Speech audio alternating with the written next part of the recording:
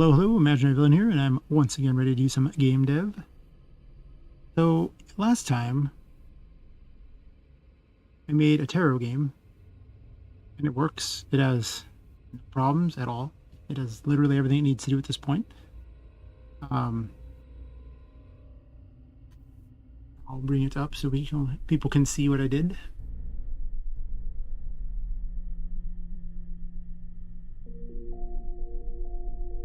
Pause that music there. I also fixed the movement bug that was happening off camera. It was really dumb. The tile was set to being a bush tile. The bush tile just somehow interferes with my animations. I don't know why. I really have no idea. So by turning that off, it suddenly worked great. Problems, no nothing.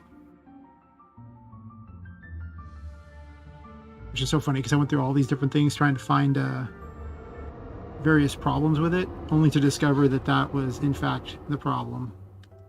So we talked to her, and she does tarot cards. She floats up in the air. Oh, hi April, how's it going?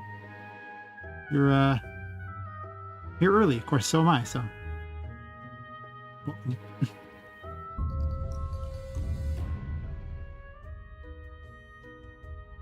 I don't know about a visual novel, but I guess I'm kind of telling the story that way.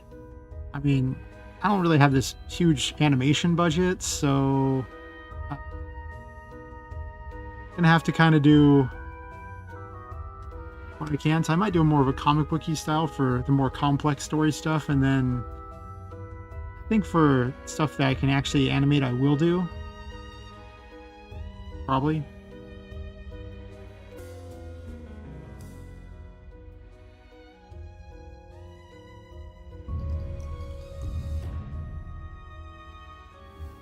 See, I made myself a little tarot game.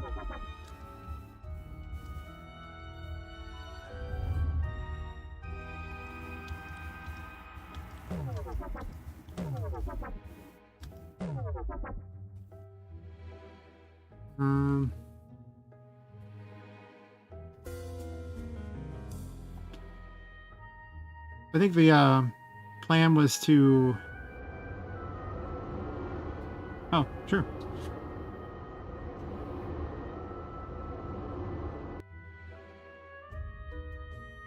Oh, why do I have two things playing? No, that's the music from this. I forgot I changed it.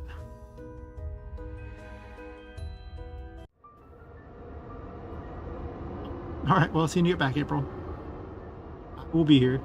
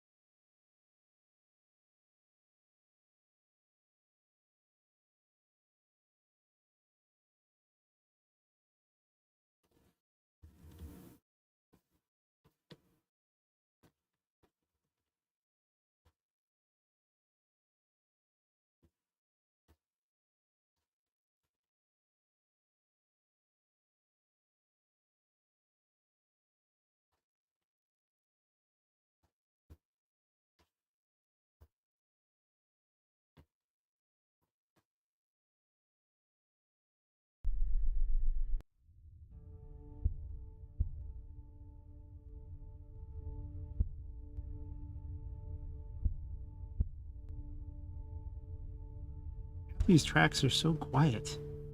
Looking for music to listen to, and it's just super quiet.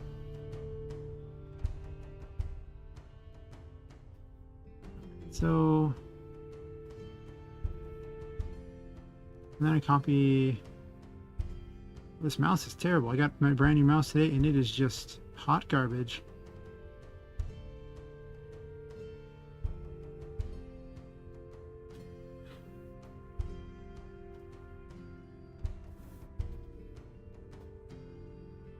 Sometimes it requires a second click. I'm probably going to return it, but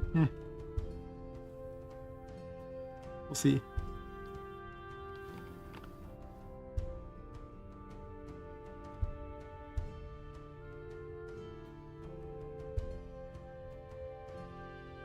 Just fixing this car that keeps breaking when people leave the map and come back.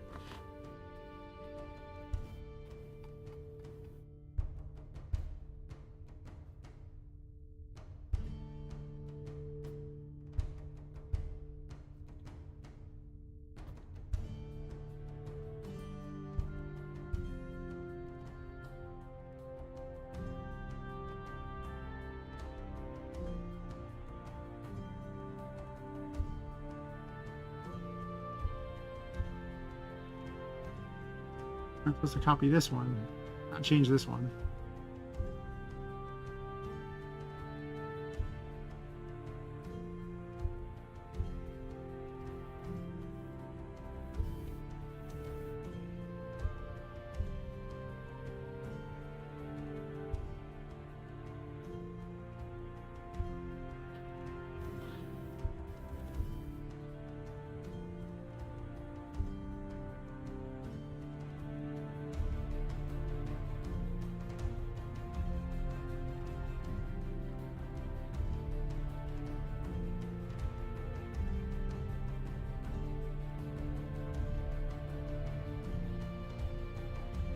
It almost seems a little too loud now.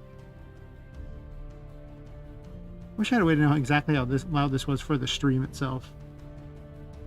I can tell kind of with my own microphone because I've kind of figured out about the right area, but I haven't figured it out very well for the music yet. Not at all. Don't need anything else for this, so...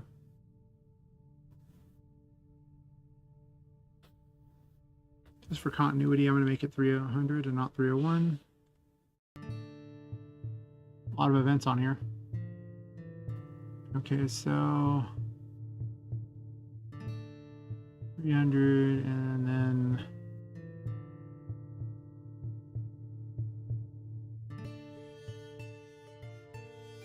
and it's supposed to be at 7426. 374.26.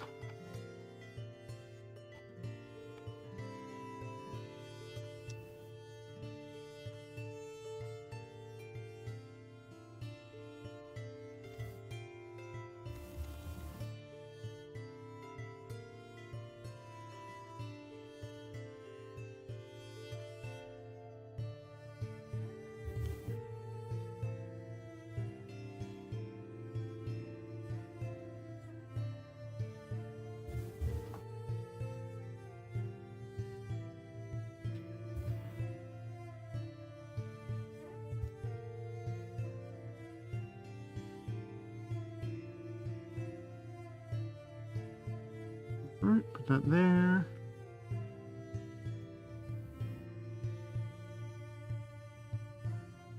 Oh.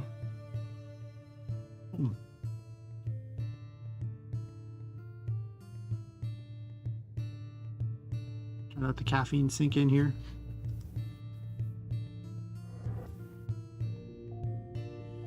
Oh. Hey, dear Marie, how's it going? Apparently this is a better time for everyone because everyone showed up much earlier tonight. Oh, well, I guess it might not be night for you, but for me, it's night.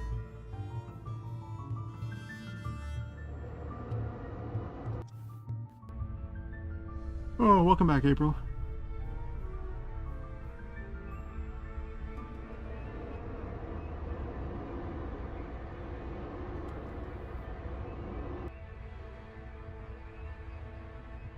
I'm glad to hear it, Jamie.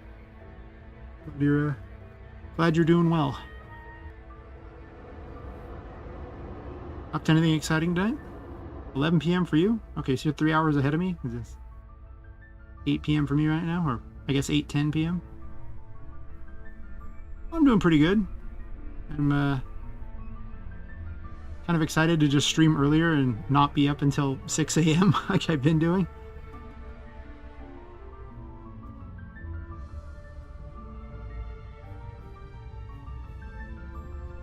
Oh wow, you're like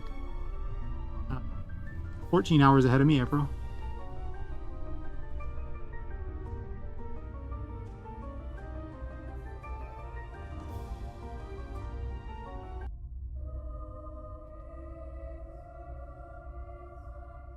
Oh, the beach. I'm envious. I'd love to go to the beach right about now. Well, maybe not like at 8 p.m., but I'd like a day at the beach. It'd be awesome.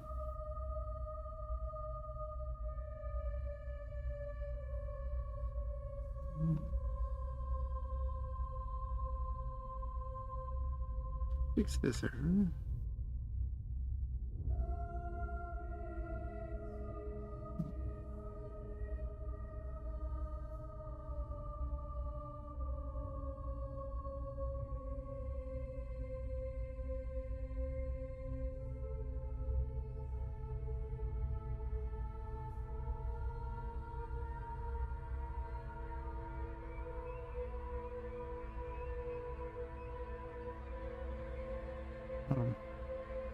Right now, I'm probably going to work on quest characters or just various events that appear in the levels. I made a tarot game. I finished that the last 2 streams, and now I'm just trying to figure out exactly which thing I want to do next. I have a list of all these things that I've, like, notes I've been making, stuff I'm supposed to do, and yeah, I haven't done them all yet. Someday.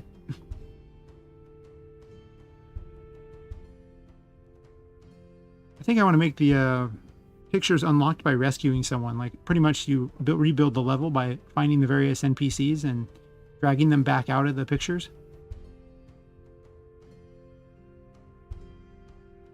Because right now I have you unlock the fortune teller by dragging her out of the level.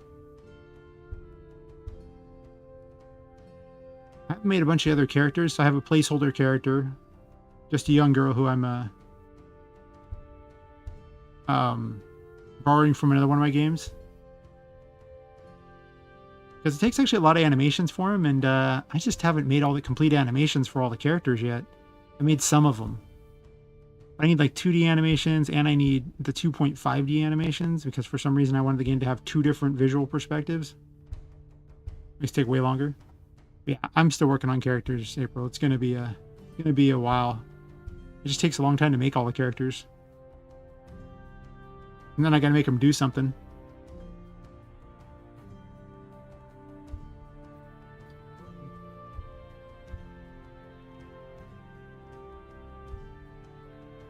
So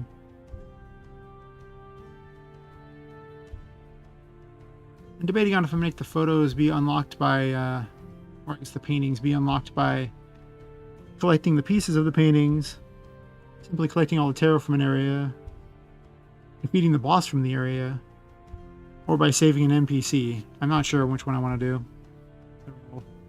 Potential options.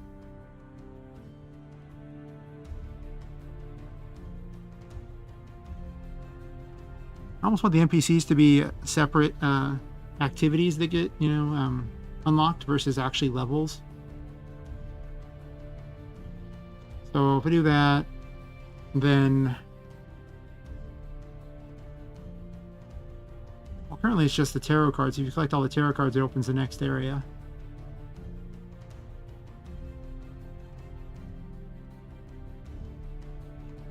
I don't know what to unlock if you manage to rescue this other character. Let me drag my code over real fast here.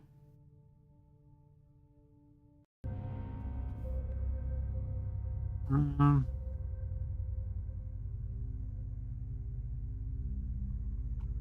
did I decide what spawns in what? Oh, never mind, right there. So she's spawning the second one, and the third one's spawning her.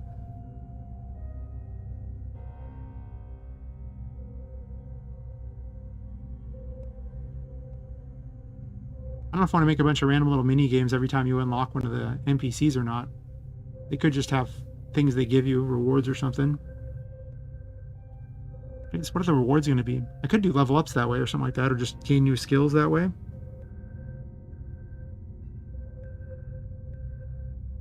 Hmm.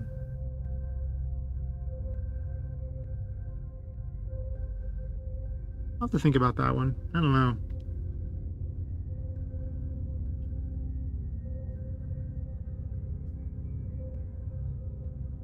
What I could also do is spawn in the NPC, and then when this character spawns in, it can also spawn in a bunch of other little events that you have to deal with, like a bunch of monsters attacking him or something. Rescue them.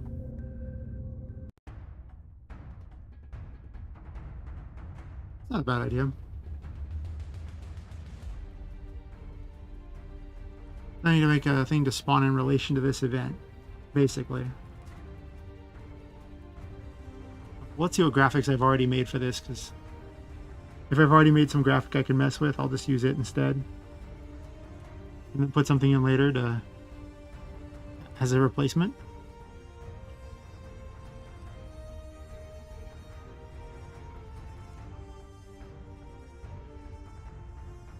I could also just spawn in some of the...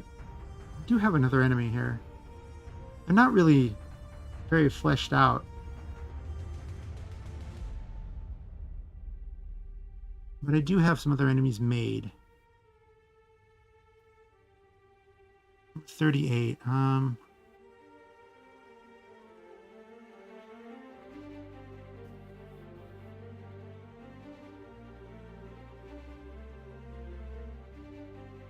want them to, I guess they'd have to almost have a special one just for her at that point. Designed to just attack her.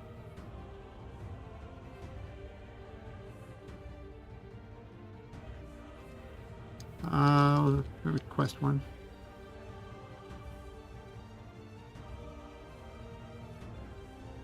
And then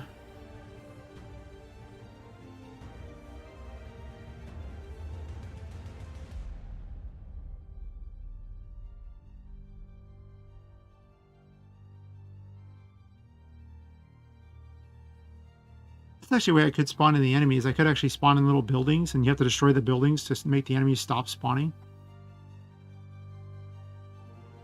Right now I just have it based entirely upon where they're at. And they spawn in relation to you, but just off the screen, so it looks like they're coming from, you know, the world and not just being made right then and there.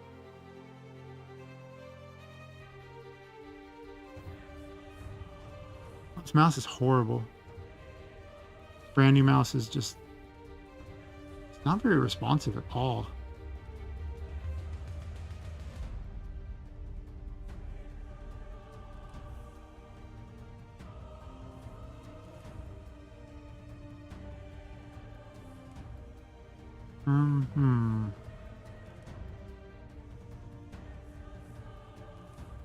Oh, randomly around the event. Perfect.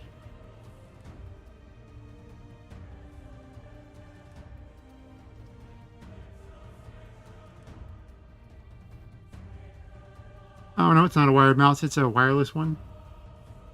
It's got both a wireless option and a Bluetooth option. And it connected to the computer just fine. It just kind of doesn't respond well.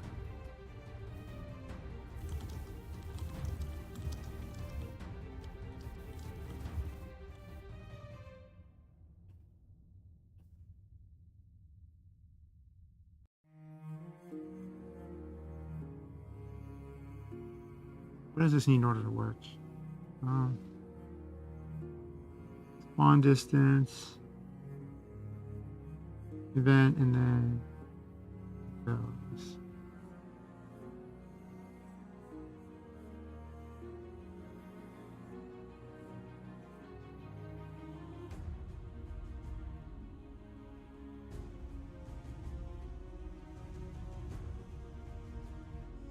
I've had really bad luck with computer mice in the last week or so.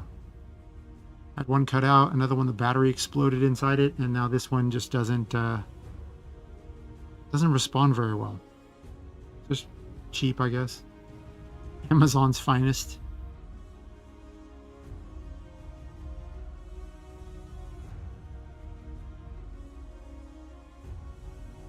I do have a junky wired mouse I could pull out.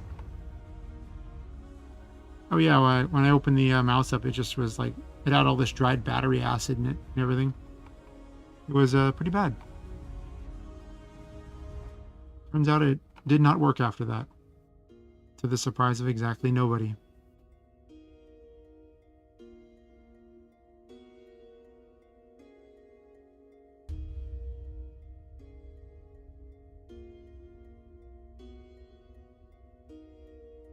Huh. Did I not use this code anywhere? I was just going to copy paste it, but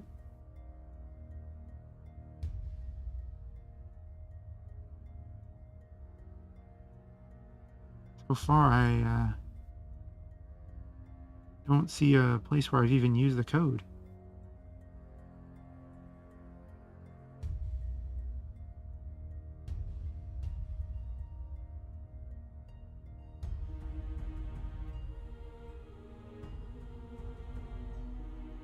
Huh. Really?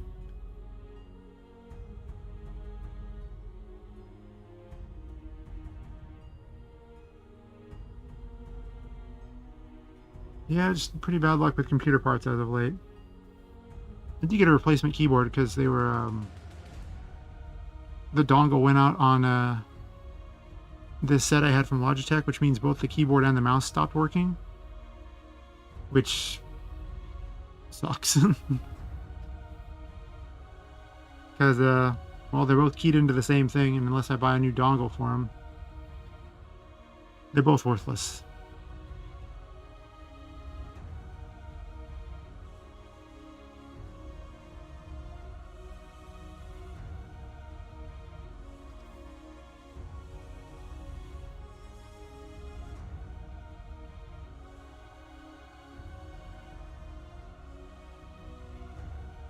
And this event was number 301.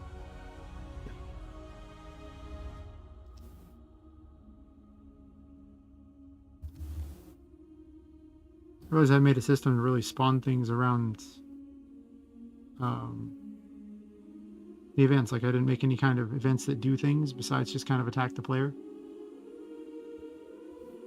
I might have to get the coordinated mouse, like the backup mouse. This thing is horrible.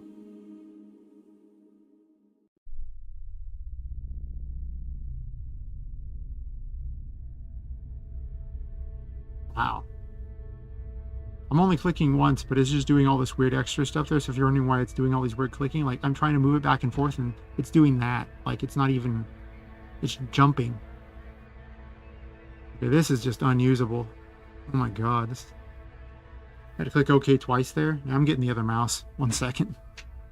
This is horrible.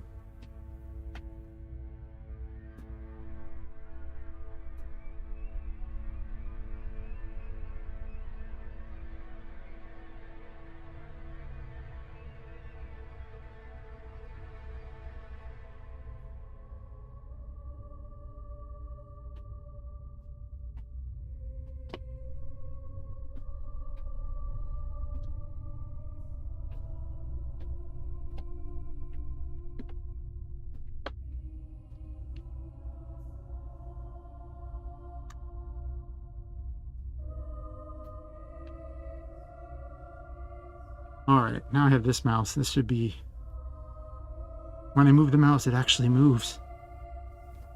Back to the generic corded mouse that came free with a keyboard. It was like a $5 mouse that for some reason has lasted more years than many more expensive mice.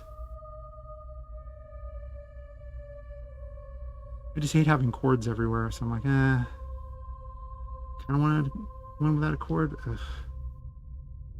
So we're doing this, and then I need to have a few other commands in here to make it understand. So it needs the distance.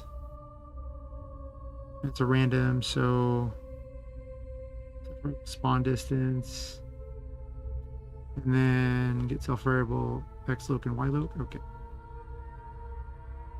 Wait. It makes x loc and y loc, doesn't it? Yeah, it does. So I just need the spawn distance. Fair enough.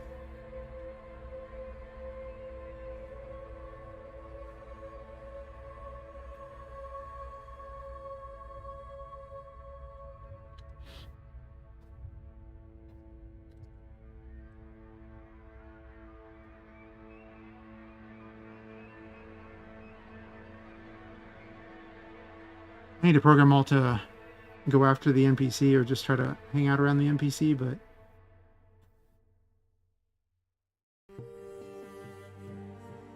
or actually,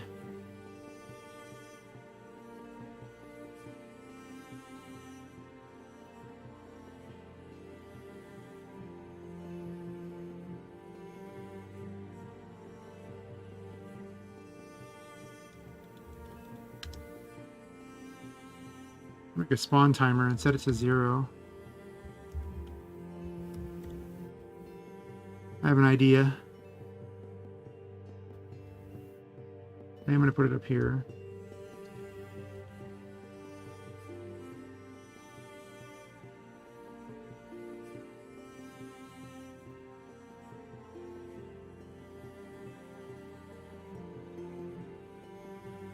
We create an if for it.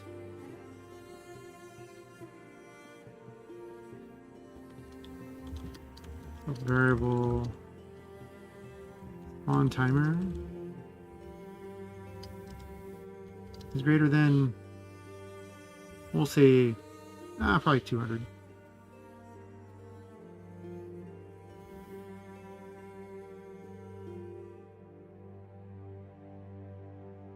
And then put this here.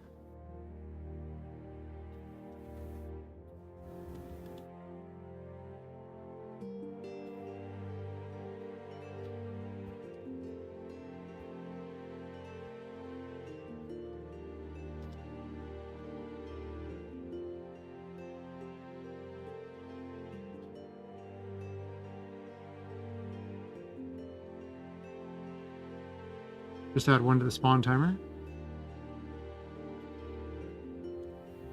And then once it gets to 100, actually 200, it should spawn a bunch of mobs around her, and then reset itself, and then every 200 it'll do it. And so that's set at 1 frame, so it's a little over 3 seconds. How many does this spawn? That could be too many.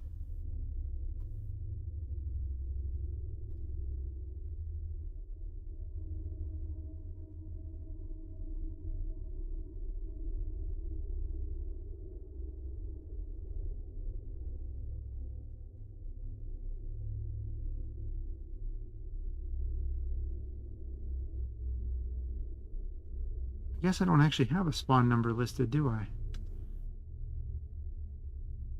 Okay.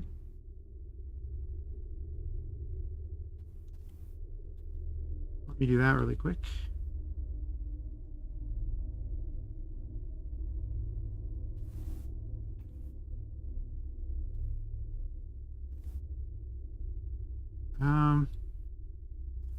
I guess 2 of them will show up every time, every few seconds. It's probably too fast, though. It could easily overrun the player, I guess. It could also overrun the engine. It's not a very good engine. Yeah.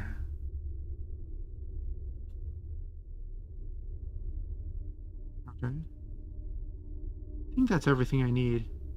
She spawns in area 3.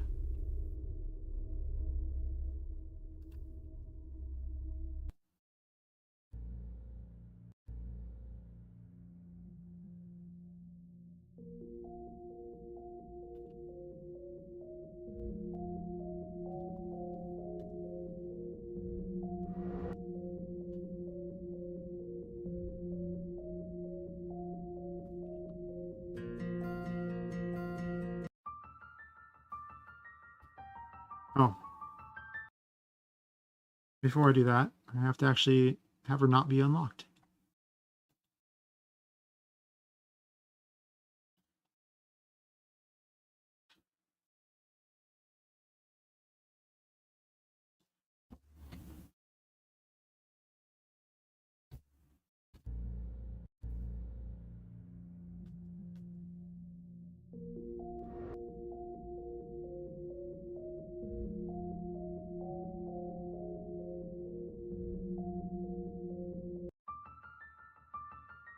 Yeah, the last 2 streams I actually made the pumpkin house do something. Like, it gets unlocked by freeing the fortune teller from the one of the paintings, and then she plays a tarot game.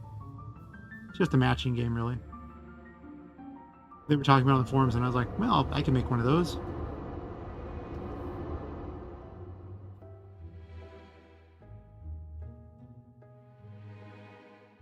He floats up into the sky and play a tarot game based on how many you want. 50-16, this does that, and there's no reward yet for winning, but, you know, it's an option. I'll add something eventually. What was it? This one?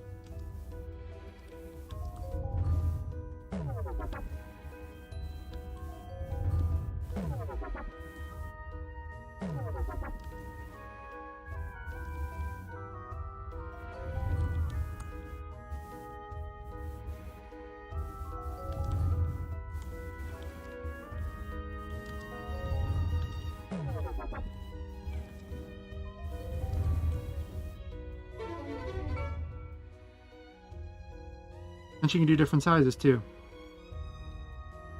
All the way up to 44 cards.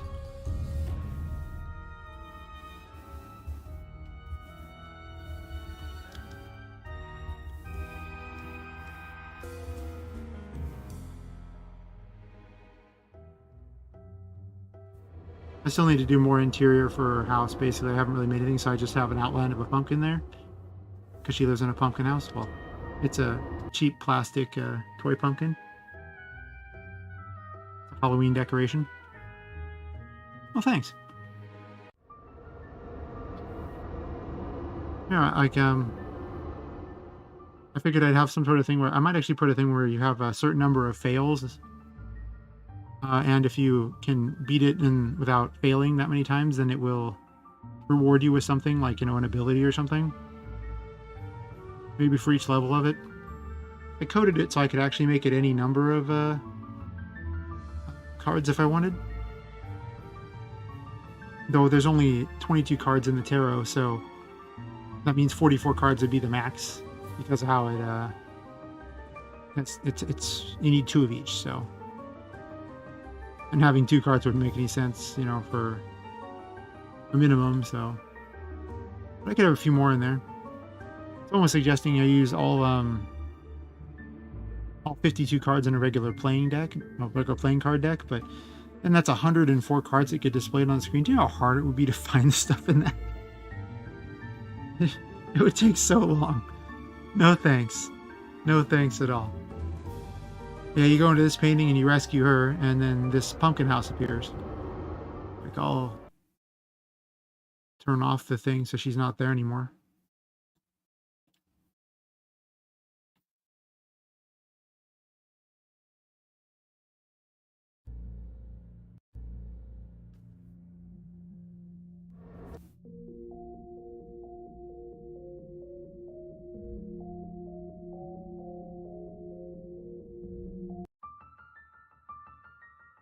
Without that variable active, it's just empty wall. She's not even here. Oh, I gotta hide the portal though. I think I did that. Yeah, 44 is okay. If there's ever a moment where I need to show how embarrassing my memory is, testing out for the 44, which was the initial amount that I had, like testing that just showed how terrible I was at it. My 3-second attention span has no idea. Just none.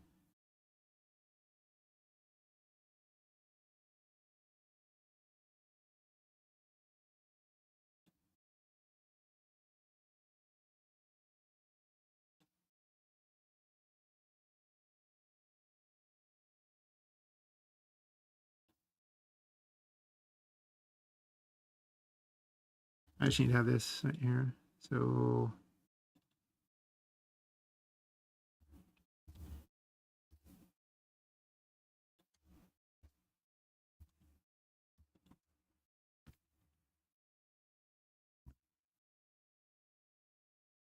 yeah, I think everyone's memory is pretty bad these days. We have these little devices in front of us everywhere, like phones and things that provide perpetual entertainment.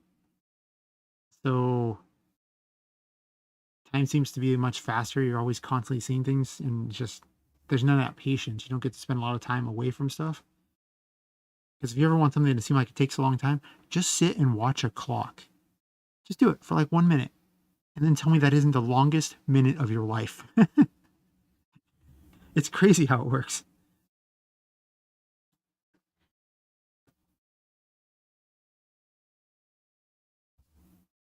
But that 1 minute in front of a, like a YouTube video or something, nothing. You won't even notice it pass.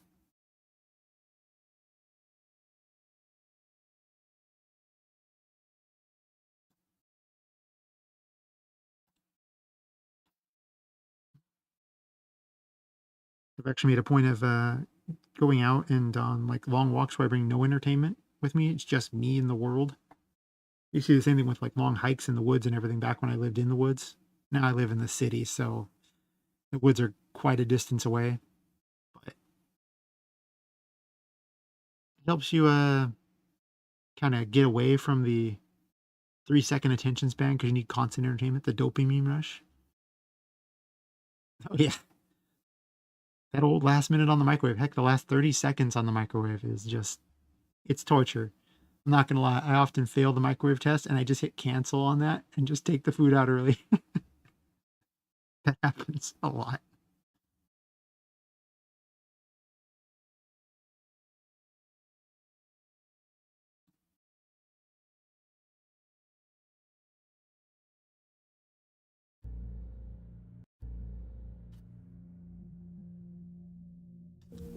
Oh, well, I would say you're missing out, but you're not missing out. Cities are terrible. It's basically the same handful of blocks of the same services, just copy and paste it over and over and over with the occasional unique thing in there. And the bigger the city, the more it is. Like, for a while, I lived in the Portland metro area, and the Portland metro area has about 2 million people at the time, and oh my gosh, it really was just like someone just kept copy and pasting the city just over and over. I couldn't even tell where one section began and ended, the next one began. It was, and you'd be like, oh, you're entering this section because they're the Portland metro area is not all Portland. I mean, there's Corvallis, Tualatin, Beaverton, Tigard, Aloha. I think there's a few others too. They're all cities that are right next to each other. But the only way you can even tell you've moved to the next one is because a sign said so.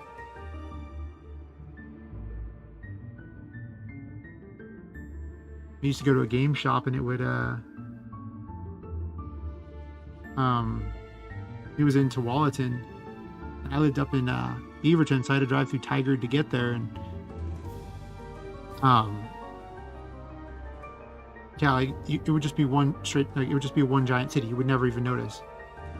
You'd actually just get on the freeway, and the freeway just went through most of the area anyway.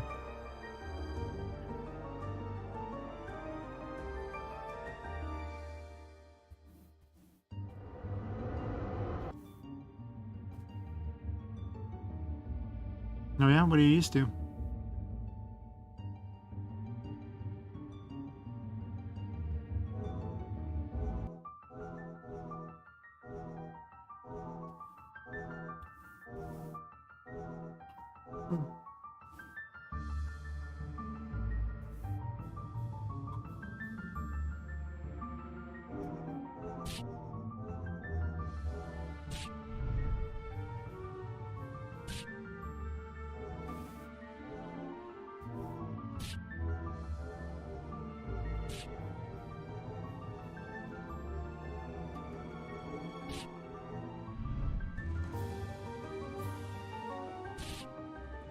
She is. Does she spawn things?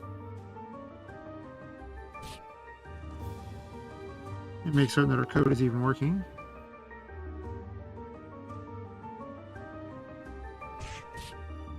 You should have spawned by... Oh, there they are. These are the enemies I haven't even used yet. The little tiger kitty dolls. They're really dumb. They make cat noises.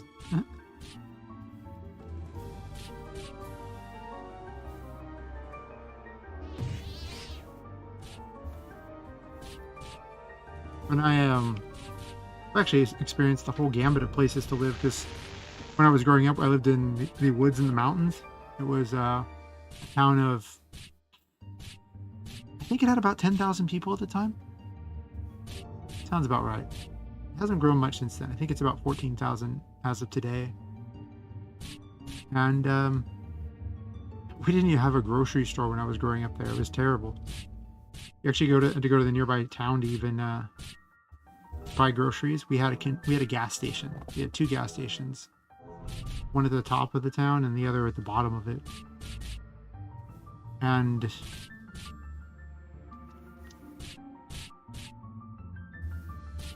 other than that, we had a video store for reasons, because those existed at the time. And a donut shop, I believe. That was it. 10,000 people, 4 businesses. There might have been some business I'm forgetting about because there were a lot of people doing things in their houses, but other than that, it was, yeah.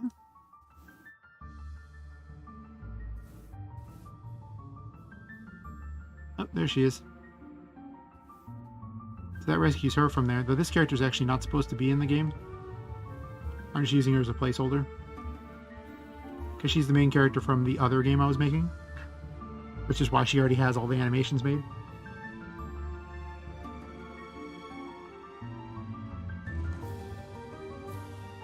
But yeah, now I live in a place with about 100,000 people, so a little bigger than I like. I want to say it was fine when it was about 80,000 people, but a nearby town burned down and everyone from that place basically moved here, so it suddenly shot up in population over the span of 1 year. Now there's too many people.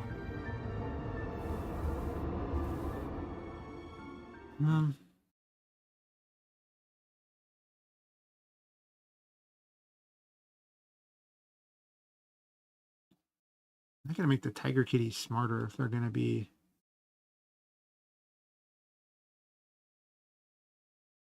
Well, I guess they don't gotta be that smart. I mean, them running around like idiots around them still forces you to have to go near her to get them. I try to drag her away.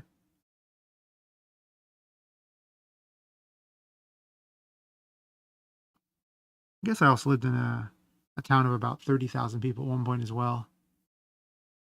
It was, I just didn't like that town. The town would have been fine if it wasn't the people. The people there were just not very nice.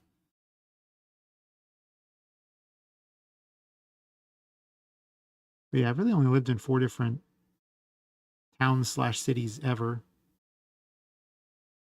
Most of it all in the same small section of California.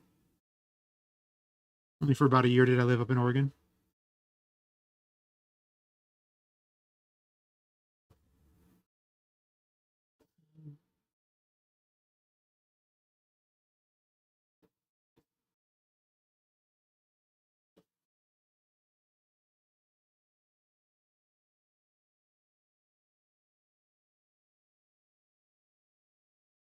Hmm.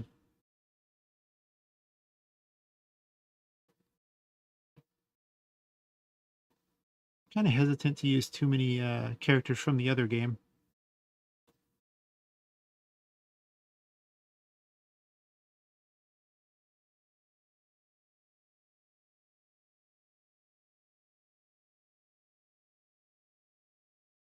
Though I'm kind of also of the opinion that I might not even make the other game in this engine. I might just make it over an Unreal Engine.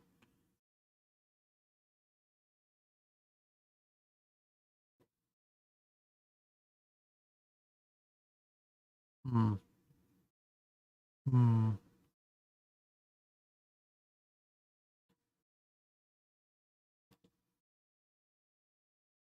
I don't know. I do have a bunch of stuff already made for it, even if it's currently in a very broken state, because it mostly works. But I kept changing things and trying to improve stuff, and it just never. There was always a better idea, so it never ever got beyond anything.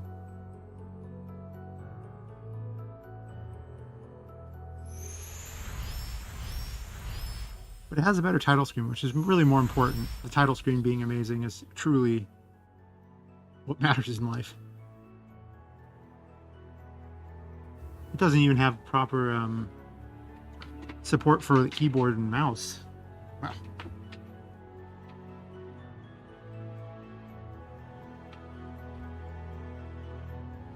Just gonna plug that right on in. There we go.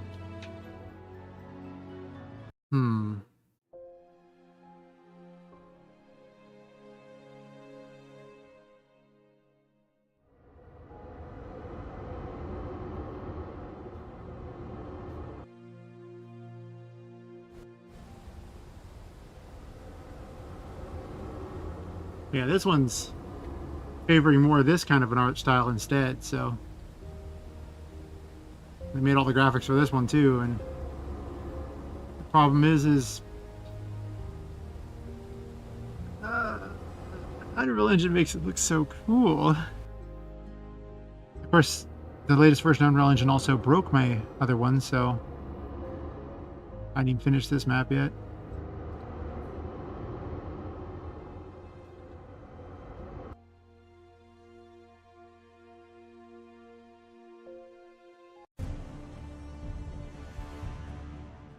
This one, you actually have a trail that follows behind you and use that to drag things places.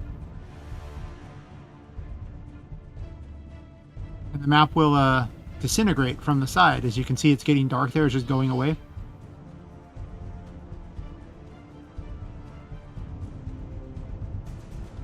And your goal was to drag things to the safety. I remember all the controls there for it. But she also had the teleport thingy and the ability to shift to different, things behind her that cause different effects, which I hadn't coded in yet.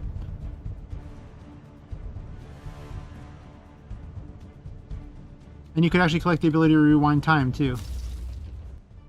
So it would rebuild the map. Alright. And then she fought by blowing these paths up behind her. The animation's all really bad for those. I don't know if you've noticed. This is using really old code.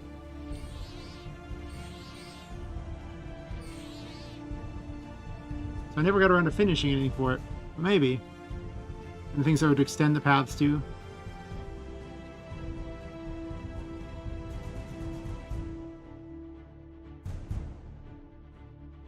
But eventually you could actually just lose the level by not actually having enough level left to play. Also, as you collected these puzzle pieces to build the next area, which is an idea I thought I might even pull over into the other game. Oh, we'll go this way. It actually adds to the puzzle up in the corner. And eventually when you complete the puzzle, you beat the level.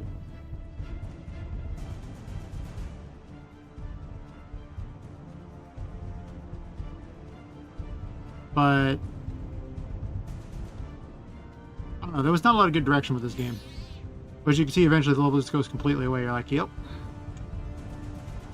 I need to find a way to make it so that these things don't,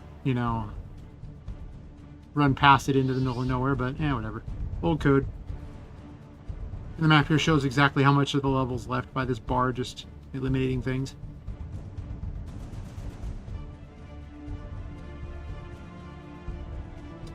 Yeah, that was the other game I was working on. And I'm just kind of stealing assets from it because I already made a bunch of assets for it, and I don't want to I haven't had time to make all the other ones. Part of it's also direction I'm trying to figure out.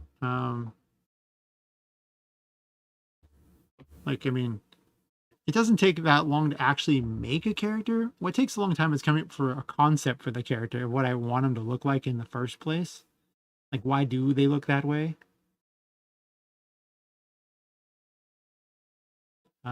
Let's see. I have... Where is this character? What did I name this character?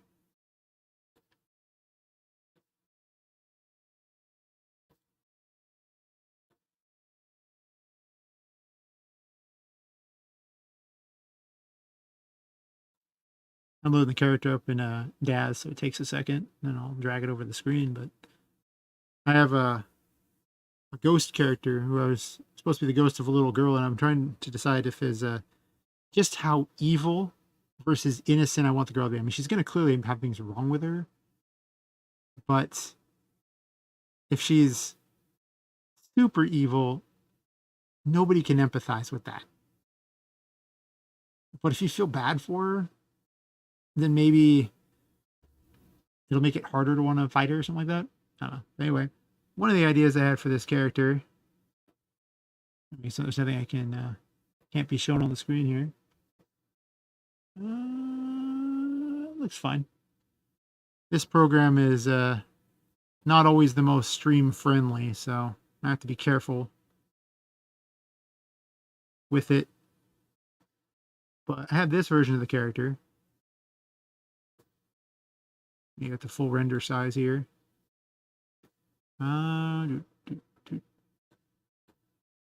Active viewport.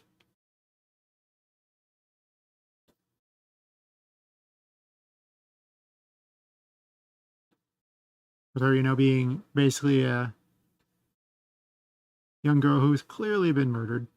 Very, very obvious. With a creepy doll. Very important creepy doll.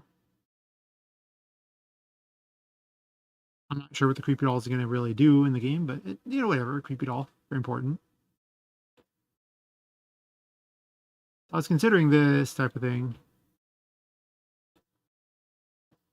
I also made a super evil version,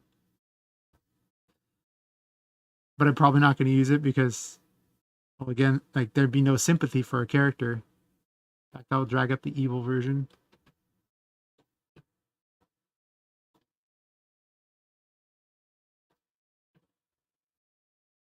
The Puppet Quest's big thing is that it's supposed to be a little more lighthearted with a bad story happening in the background, like this terrible things going on. But I don't want it to be this weird hopeless thing. I want it to be more of kind of a quirky type of thing. Macabre is the word I like best for it.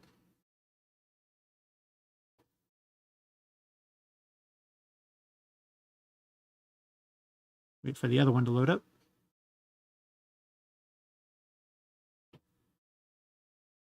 If it loads up. Hopefully it doesn't crash the stream. I've had this program do that before. It is, in fact, very, very intensive.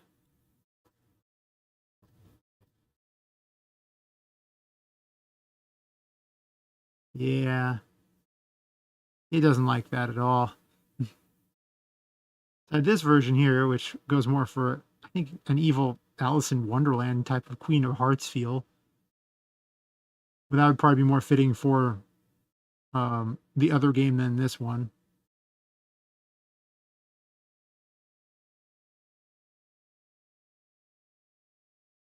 But the main problem with this character, besides being completely impossible to empathize with, well, she doesn't stylistically fit terribly well for this. And dealing with animating dresses and everything is horrible. It takes so much time and effort to make the dresses move with the legs and everything that probably not going to use her.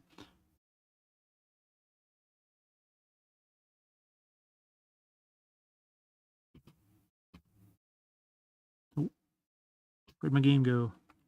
Oh.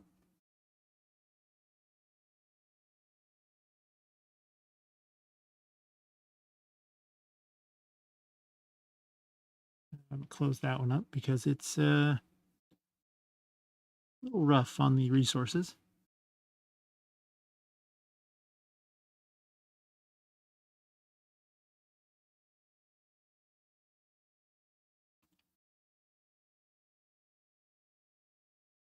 Where did I put that?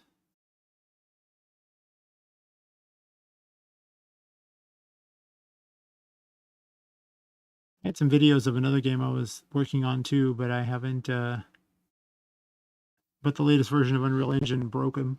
It broke the game, so I might have to start that one over entirely. Which might also make it never happen, knowing that.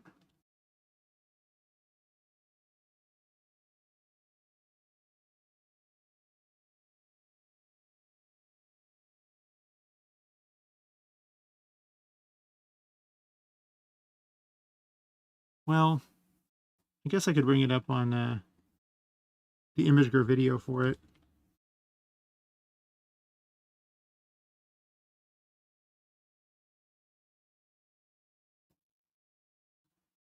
Let's see, where are you at?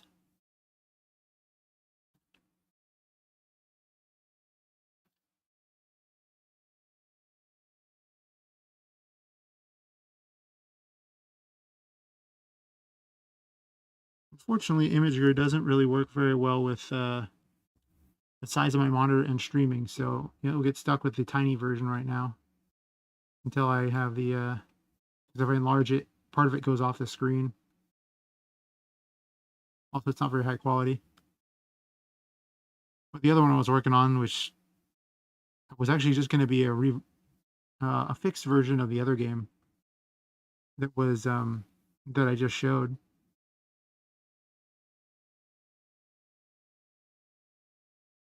And well, Yui's just so much prettier. So I may have to go out of my way to switch to that after I get done with this game. I actually toyed with switching both of them to the other engine, but I'm so far along on this game, I don't really want to start fresh. Yeah. Yeah, they can't enlarge it, so I would love to, but yeah, working on that one till it broke.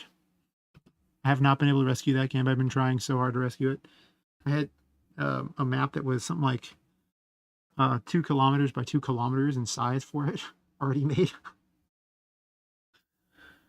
It took a couple weeks just to make the map. Oh well, I didn't like it anyway, right?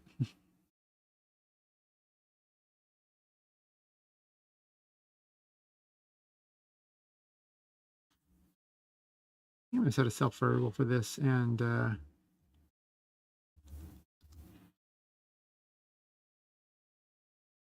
make it so she'll only follow you if you've killed enough of the cats or something. Yeah. We'll just call it enemies killed so I can recycle it. The enemy. Actually, I could just make it like quest requirement. No. Wait. Don't do a self variable for it.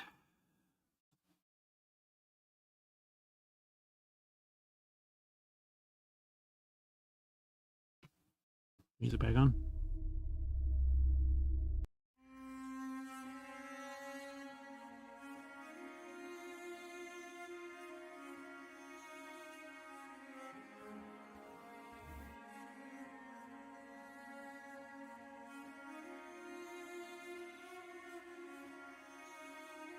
How many quests am I gonna even have in an area?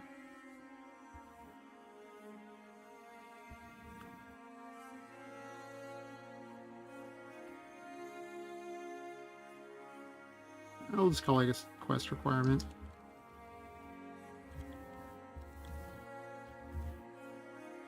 Quest requirement 1, so I can have multiples. In this case, for her, we'll do the generic kill. I don't want to sit there and kill 10 just for a test. We'll do kill 6 for a test.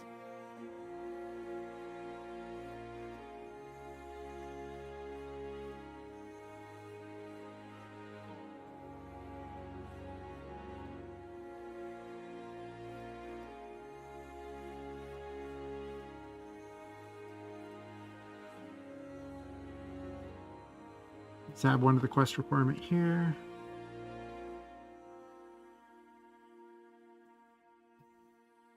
And then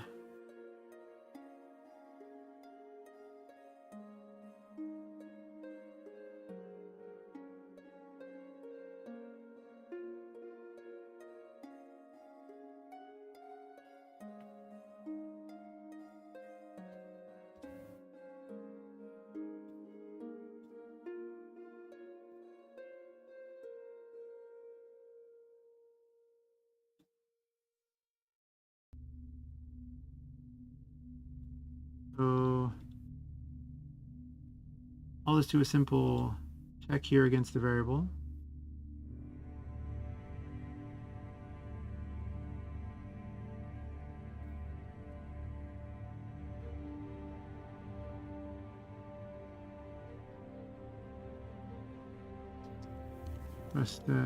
Quest.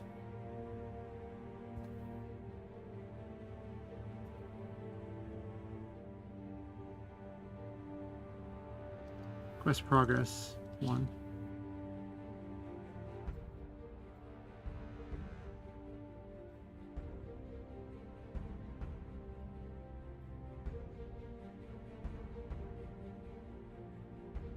Got here.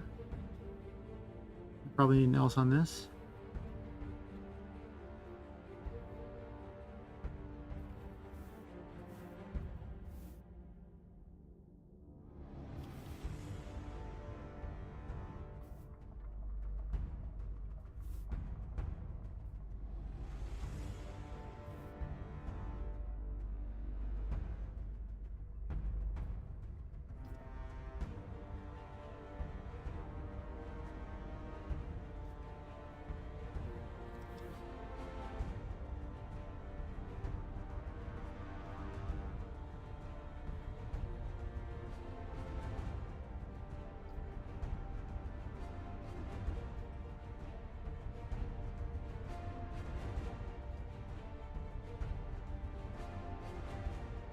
I'll come up with better dialogue for everything later. I just need a temporary placeholder for everything.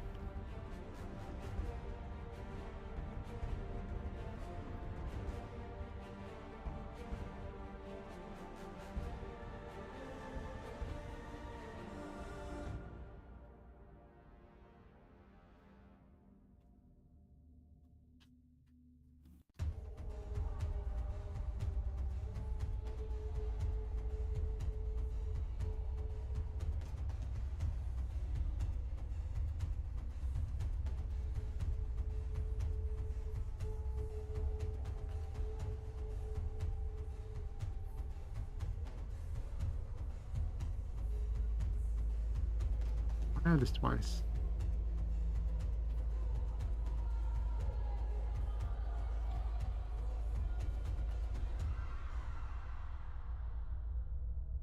I do that, and then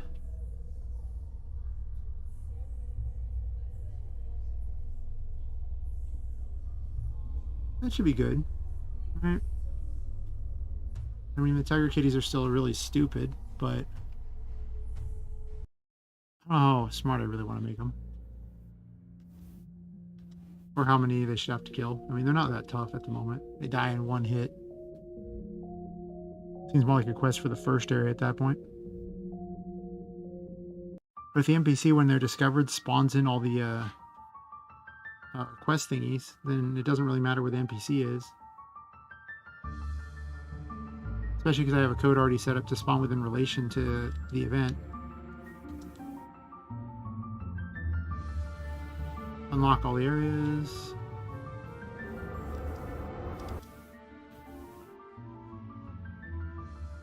Tinka's my wonderful assistant too.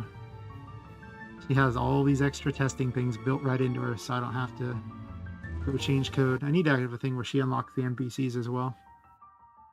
That system got added in more recently, and I haven't bothered to really change her yet to do that. It'll take very long.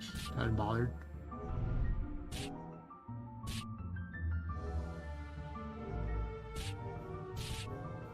I really got to spend some time on this mouse system. It is terrible. Just hot garbage.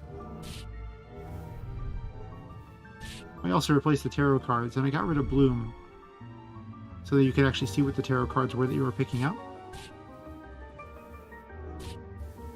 I'm really an argument on Bloom because Bloom makes some things look really cool, and it makes other things look like they're just completely white. You can't see anything. The tarot cards just look completely white, whereas it also makes projectiles look really cool though. So because this looks better when it's got Bloom on,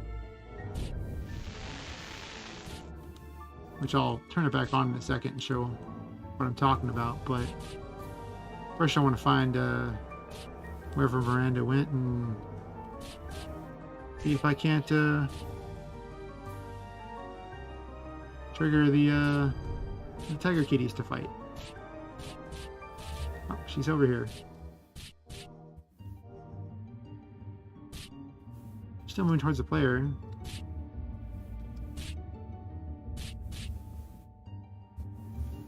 She does follow already, right? That's not correct. Yeah, she's following her. Okay, well, that's awkward. First, let me close the console, because the console's going to cause lag. Console is quite savage.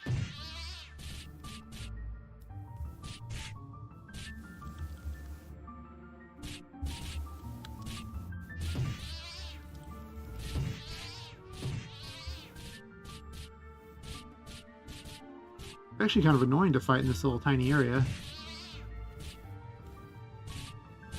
Oh. Friendly fire is most definitely a thing.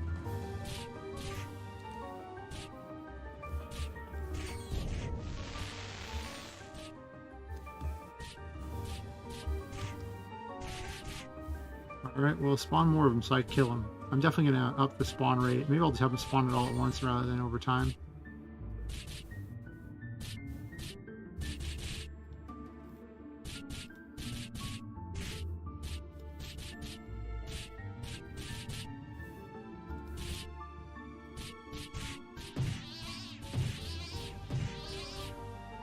Invincible when they leave. This one just seems invincible in general. Come on. Can I not hit this one? Okay, well, they definitely get that fixed. Okay. Hot and something. Right. New strategy. Kill everything else first.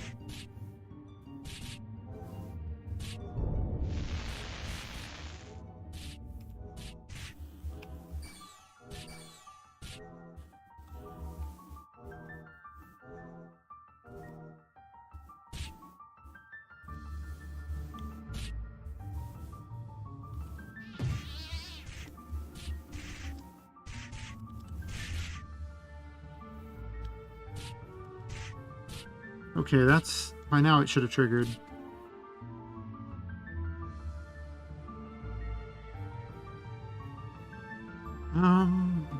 Where did I put it? What was the number?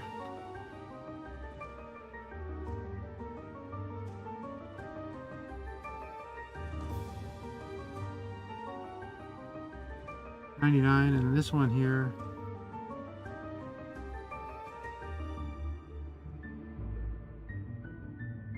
Oh. Every time I killed it, I was making the quest harder. Because it was, I didn't wonder the requirement to do it. Yeah, I was never going to succeed. Just saying, not going to happen. Mistakes were made. So...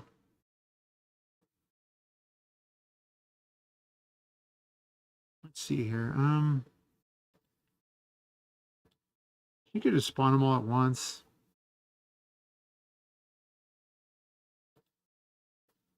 I don't want to spawn too many.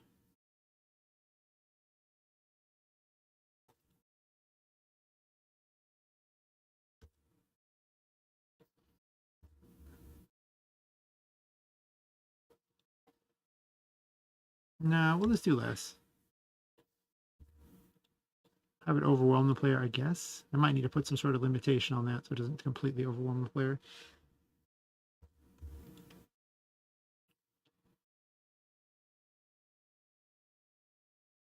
Hmm.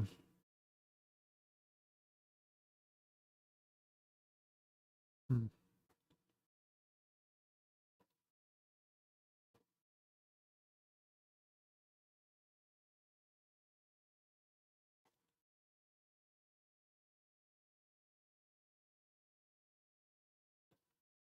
They're mostly just designed to be kind of weird and wander around versus anything else.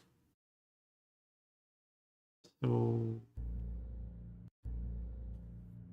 Let's see here.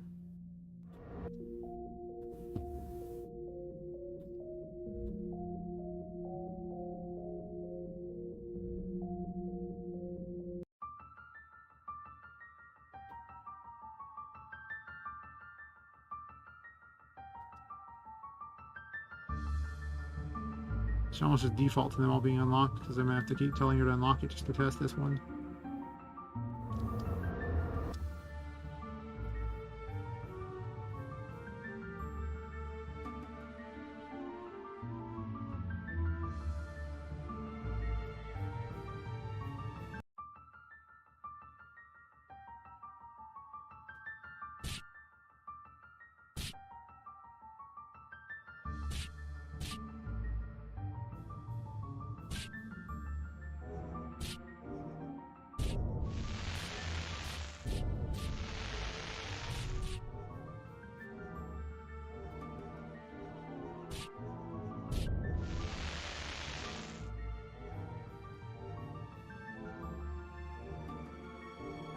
Now she appeared back there. Nice.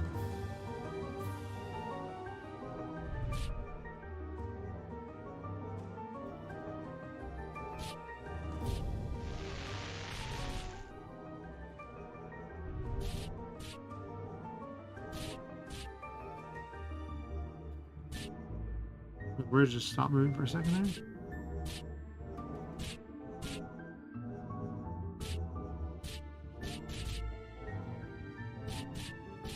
I guess if I didn't hold the mouse down, maybe it would actually move better, because right now I'm just telling it to hold the mouse down to move it.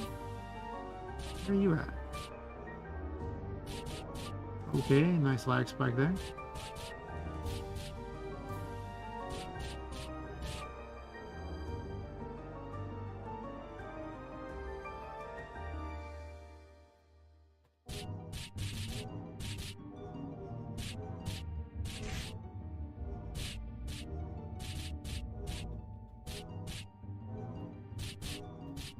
She has to be inside there, or inside the blocks or something.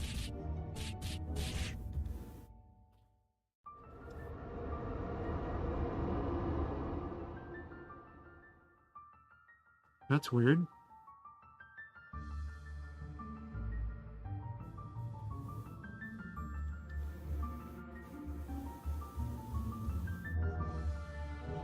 Yeah? How in the world did it bring up Fortuna from outside of this area? Let's try a new random version of the level. That's the beautiful part of it. Every time you generate, every time you go in, it generates a new level, so you don't. If it doesn't work right the first time, there's plenty more attempts.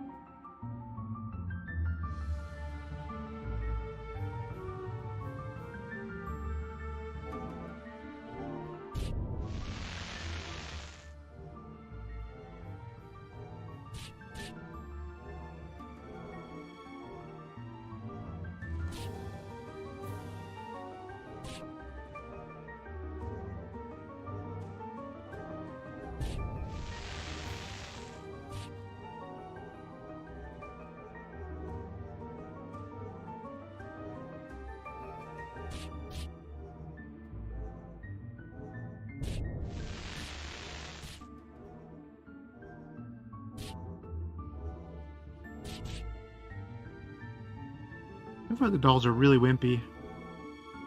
How do I feel about them? I mean, this is supposed to be like the first area of the game. Also, some of the things still spawn inside of stuff. Right, yeah.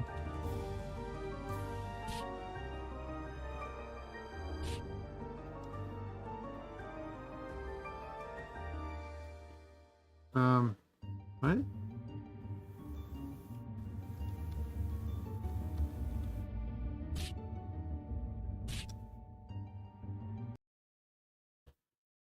That's weird.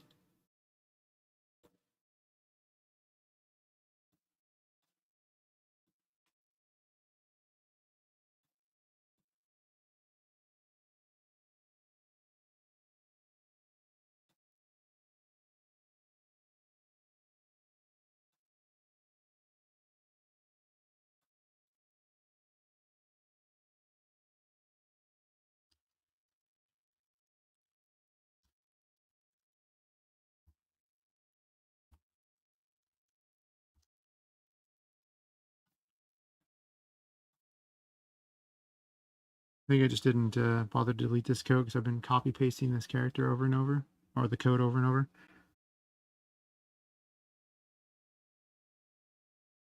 But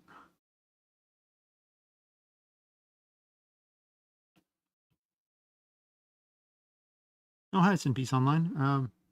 It's a game I'm making an RPG Maker called Poppet Quest. It's pretty much a Diablo style game with dolls. That's the way to put it.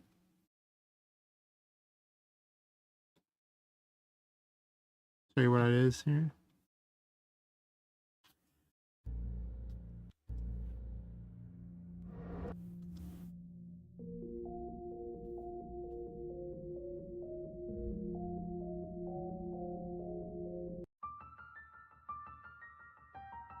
Basically, you're a cursed doll in a creepy attic, and you go into the various paintings in order to unlock other sections of the attic.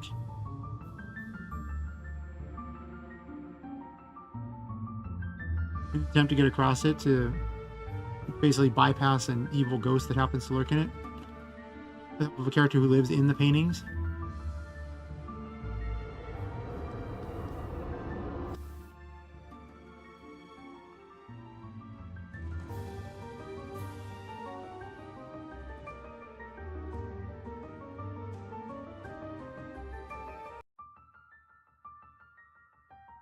So it's pretty much a very Diablo style game here. I might make it maybe even closer to Zelda versus Diablo. I don't know, it depends how much I really want the stats to be involved with it, but you get various spells and things, light yourself on fire for reasons, heals, the ability to freeze stuff if there's an enemy nearby, which I don't have an enemy nearby at the moment to show you, but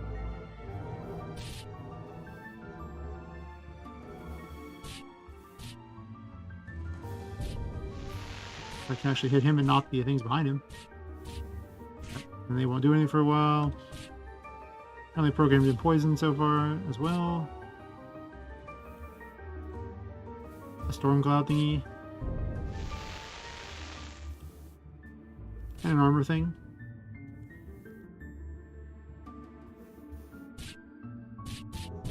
Also already made a menu system that lets you upgrade.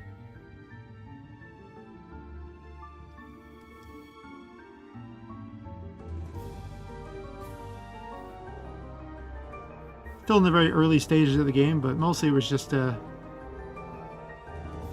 make a creepy doll game and show people you can do weird stuff with RPG Maker. I guess is the best way to put it. Pretty much.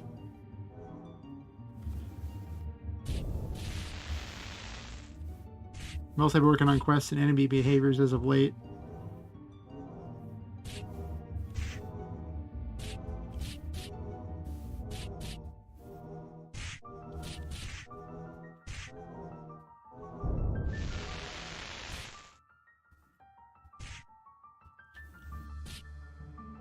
Also have a ghost form to travel places faster and pass through objects. It's limited in use because, you know, it's low P otherwise. But you go into things that areas you wouldn't be able to normally go to. All the levels are randomly generated, so, well, all these combat areas are randomly generated. The story areas are not.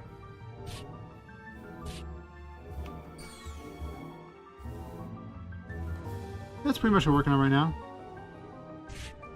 I'm working on the NPCs, like, did they kill the NPC? Oh. I didn't think they had a way to kill the NPCs. Alright then. I was gonna say, if you rescue that NPC, it also unlocks one of the mini games I've already made. But I can just unlock the mini game manually too. All she does is flip a switch when you actually get her out, and once the switch is flipped, then a new thing spawns in. The plan is that as you unlock, or as you rescue people from the paintings, it will unlock more areas and start adding more things into the levels. So once you save her, like, this becomes unlocked.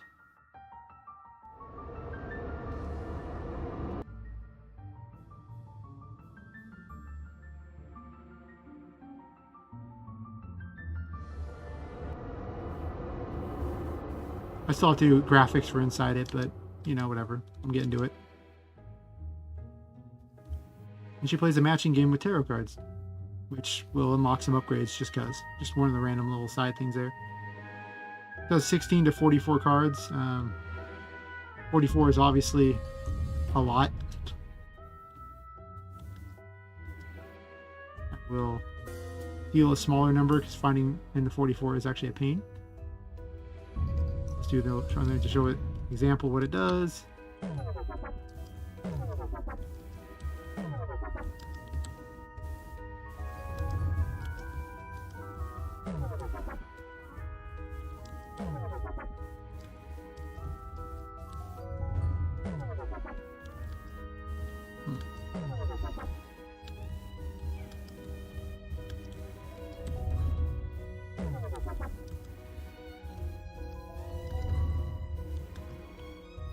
Oh, that one. This one. Haha. I still haven't put any rewards in yet, but that's okay. I'll get to those eventually.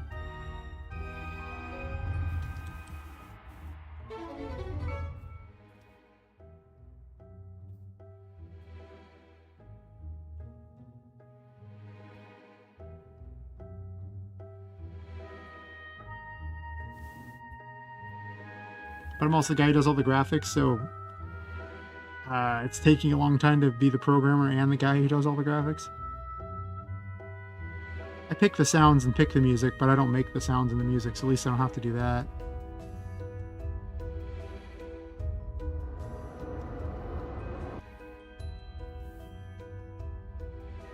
But that's pretty much where I'm at right now.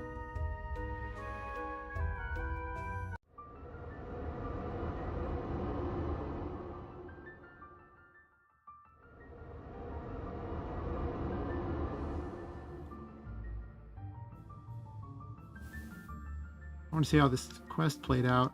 I don't have a lot of experience programming quests yet, so I'm just kind of figuring it out as I go.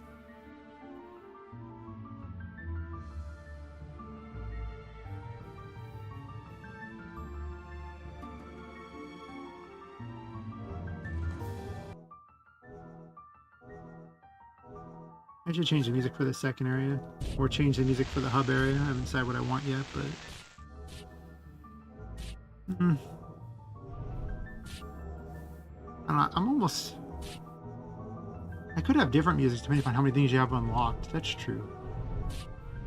So it can go from being much more of a downer, where you're all alone, everyone's trapped in the paintings. Maybe that's what the ghost is trying to do, is trying to trap everyone's souls in the paintings.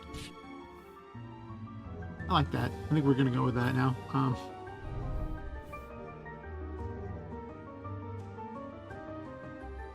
And as you rescue more people from the paintings and rebuild the hub area and just the attic in general, it will produce happier music. You know, joyous. Huh. Not a bad idea. I always did like Soul Blazer, and that's a very similar concept to Soul Blazer. She still moves towards the player, though. Which is not okay.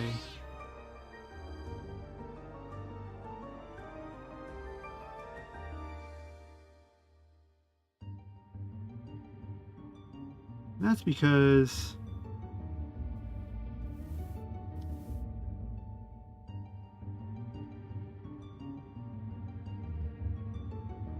let's see right here.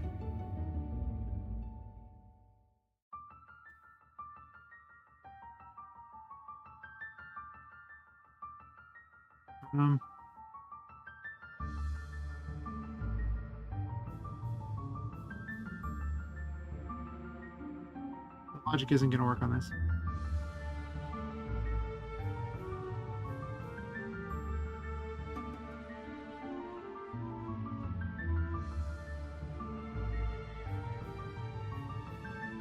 I gotta do this separate.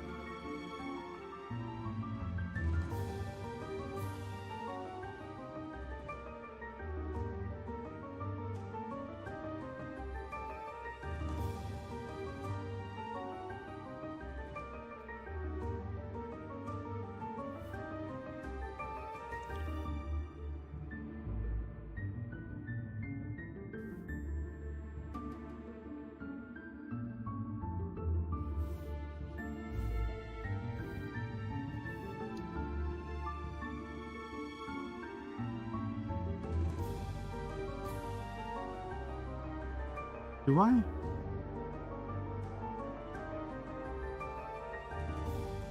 Yeah, I guess I do.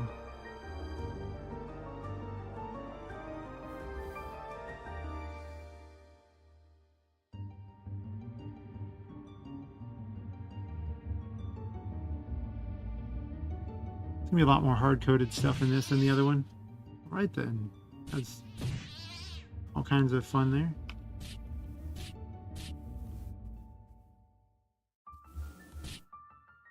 Incredibly OP Thunderspell.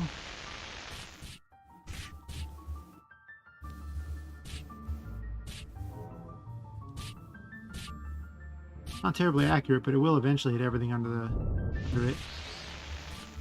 Probably multiple times.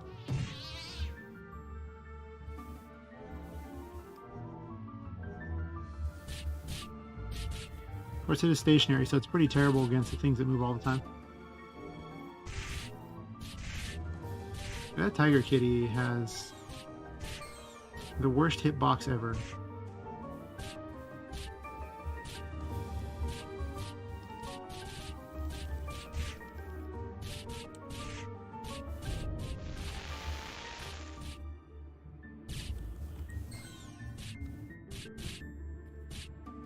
Darkness is the static control. He just literally puts infinite darkness on you. Have you spawned enough that you're ready to go? Okay, now she'll follow.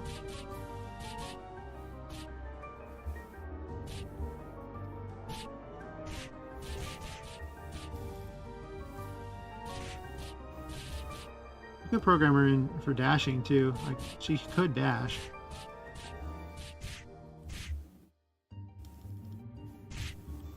Taking a lot of hits here. I guess I should actually use the block sometimes.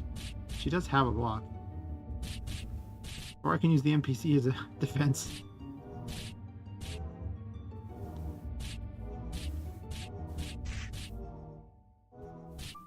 My NPC, follow me.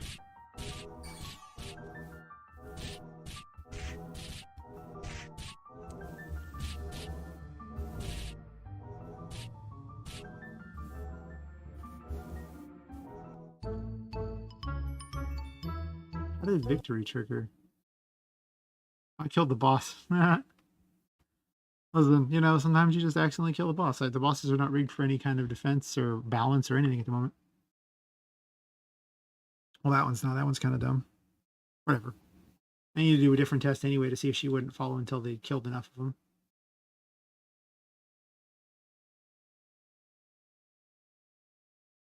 I almost want to make the quest requirement 6. Or even 10. Just basically an even number. Because otherwise it's going to spawn one extra, and that's bizarre.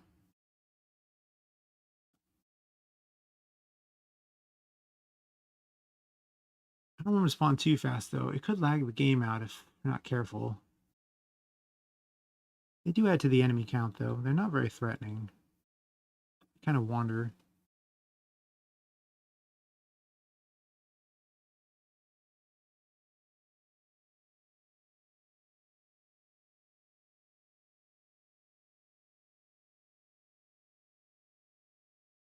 I'm going to sit there within 80. They will jump in and try to leap at you. They'll try to bite you. I never made a bite animation, but they're rearing on their back legs and everything like that. Looks close enough to an attack or like a claw attack that I just went with it. It gets the job done.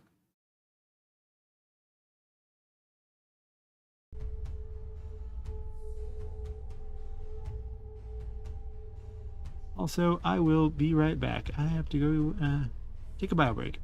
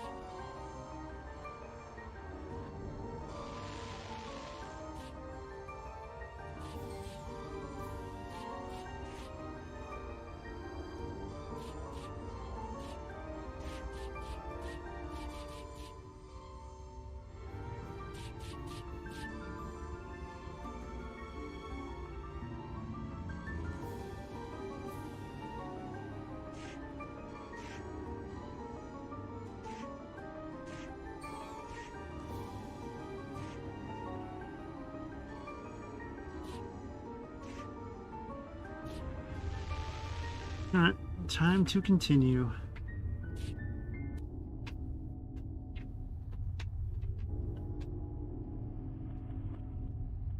Yeah, I finally set up Streamlabs for this, and it's pretty cool. I actually had to overlay briefly for like 2 streams, and then I just realized that, you know, not a lot really changes in the overlay. It's just kind of on top of what I'm working on, and it's, I don't know, it's more just annoying. I checked back to look at it, and I was like, I guess if you want to have some sort of branding or something, but listen, I'm just working on a game, and a few people are watching occasionally. There you go.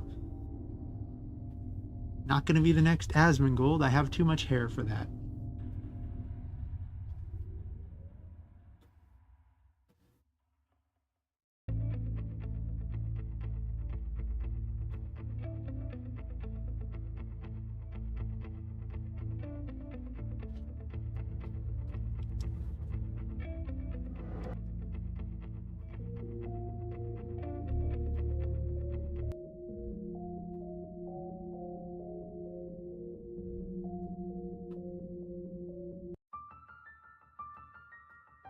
I'm going to change the unlocks because I keep forgetting. Areas unlocked. Let's just set all of them unlocked for now.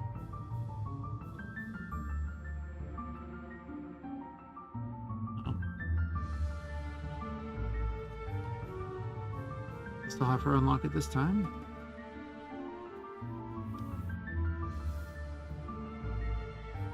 The timing on that kind of sucks. I clicked a couple of times in order to get that to even come up, so she might need a better wait time.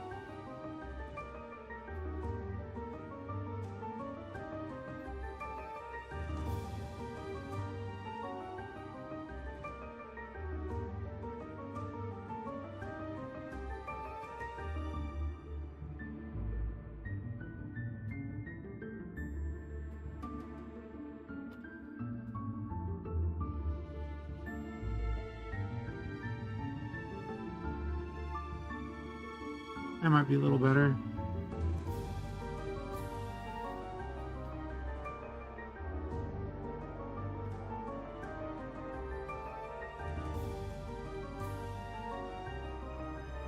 I'll put an additional weight on these just so it doesn't cause problems. And this doesn't need to be 300. This can just be like 120.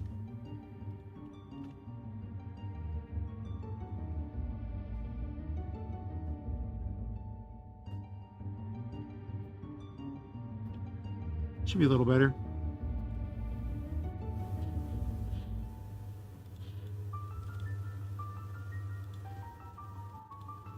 Also,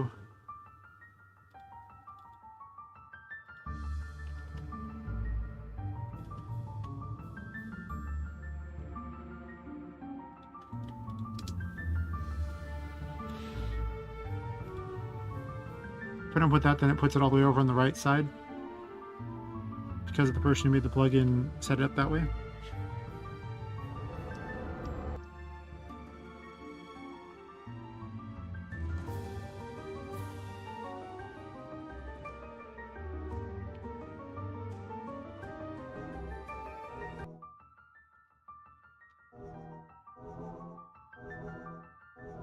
It actually feels a bit too hectic when I'm clicking the buttons for it. It's like there's almost too many attacks when a quest is going on. But also the boss won't be there, because the boss is actually going to spawn at the end of the level, not during the level.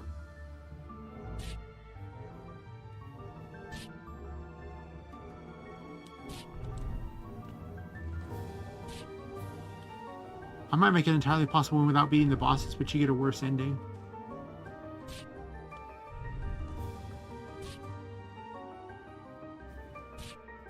That also means programming 2 endings, and I'm not sure I'm going to do that yet. Got to get to the point where I need 1 ending first. Alright, where are you, character?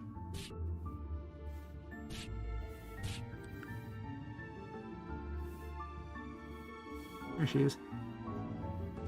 She's stuck on something, really?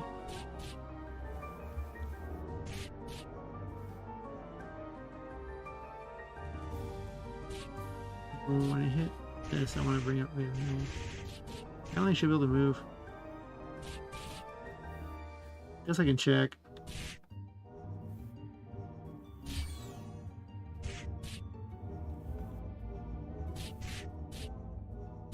I should set the boss to only be active if 22 of them are done. I'm going to do that really quick here.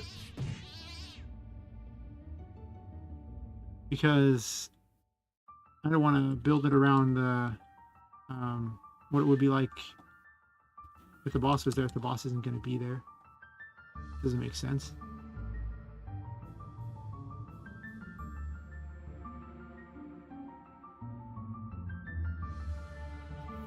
Zero. She's stuck anyway, I'll just redo it.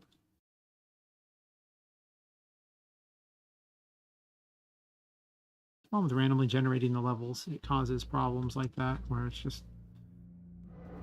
You try to make certain so that the logic doesn't have things get stuck inside each other, but... It still happens. Even with Unreal Engine, I saw it happening a bunch too when I made a randomizer in that, and I was like, this isn't terribly much better. That was kind of fun to climb the pile of garbage that I made. That's true.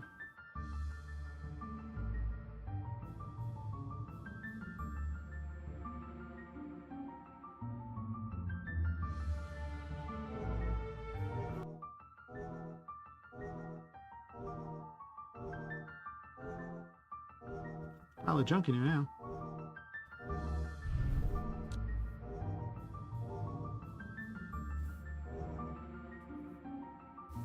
Yeah, it's well, there's still a way through it.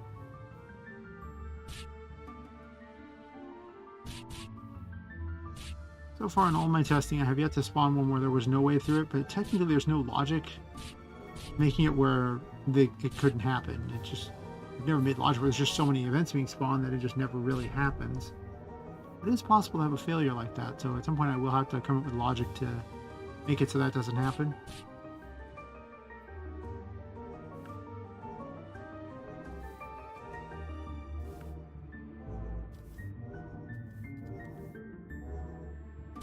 I think I'm going to spawn 2 of the tiger kitties immediately.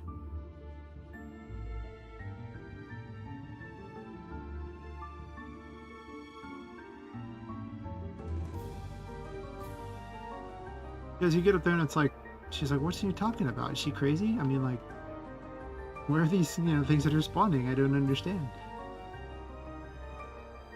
These can actually be over here. They don't have to be right there. They can be right there.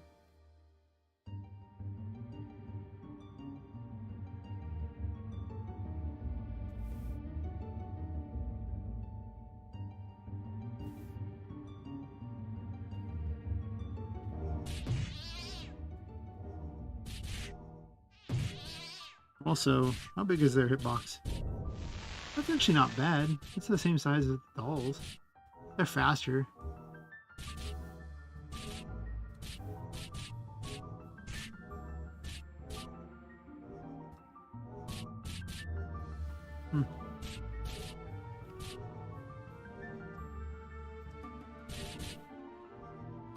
Didn't actually kill that many, right?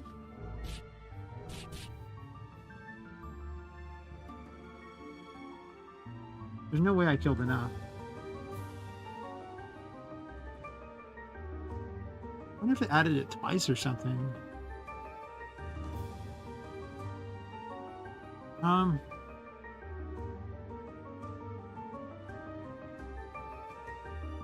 think I can put it right here.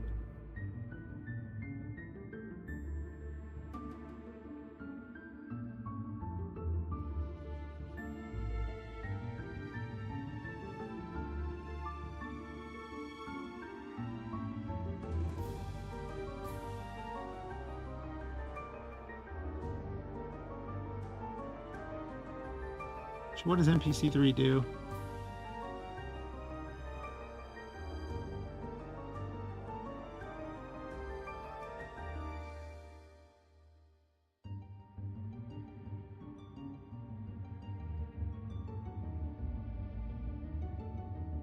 It just runs page 3 basically, and then turns itself switch D off if for some reason it's not dead by that point.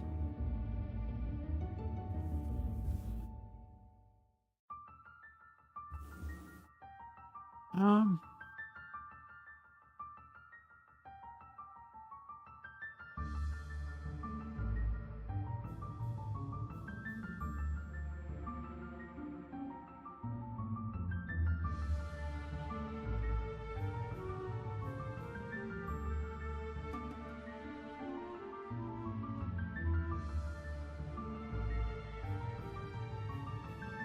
just object damaged.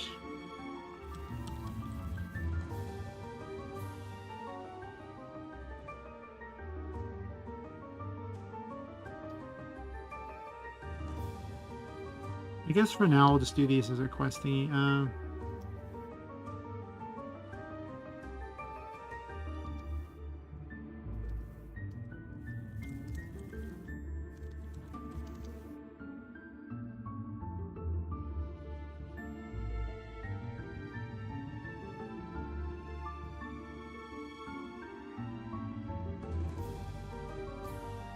79.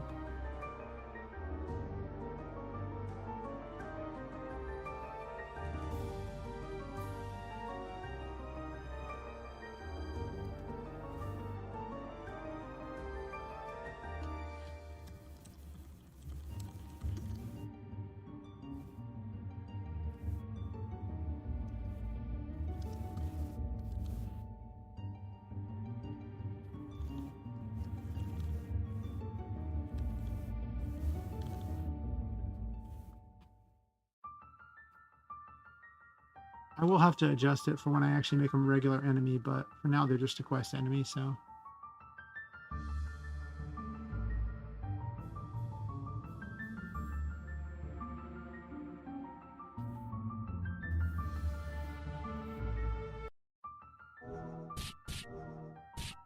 That caused some problems. F9 usually causes a lot of problems, so I'm not too worried about it, I guess. What is going on here?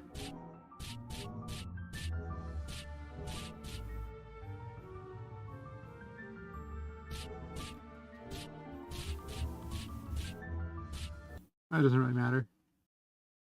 F9's, just shows the variables, but it also breaks everything when you use it, so it's not terribly useful.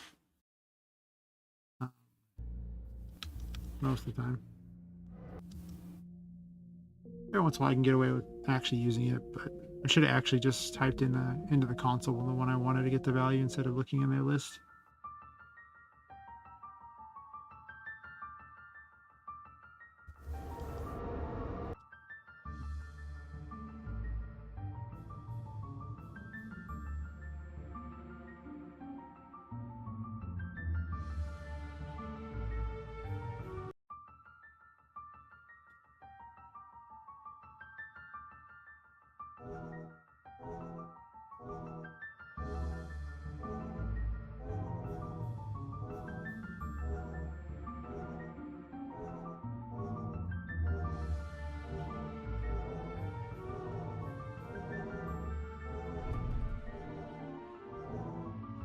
It's gonna actually did change the boss, it doesn't show up.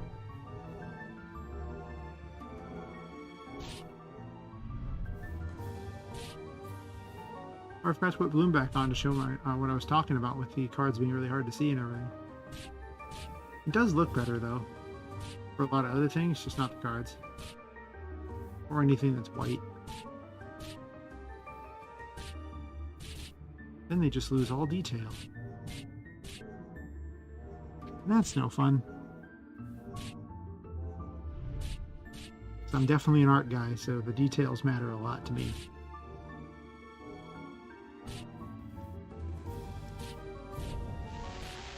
She did not spawn any upon me seeing her. Why is that? Oh, she got some now, I guess.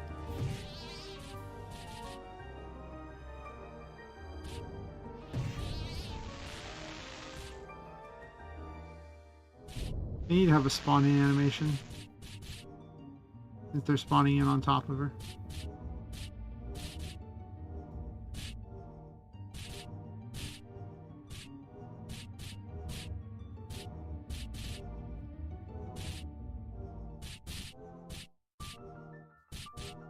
They're not very threatening. Also, the whole double item thingy is really annoying. I don't know why it does that.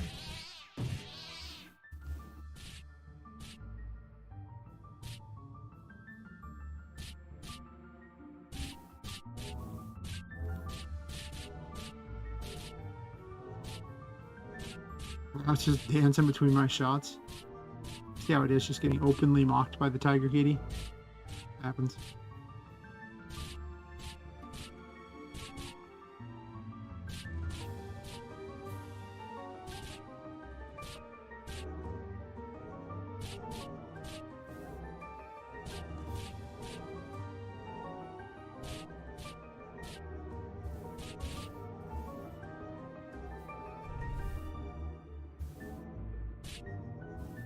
Also, now the tarot cards are huge on the map, so they're much easier to see.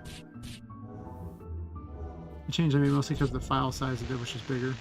That's all. Well, actually, the dimensions of the cards are bigger.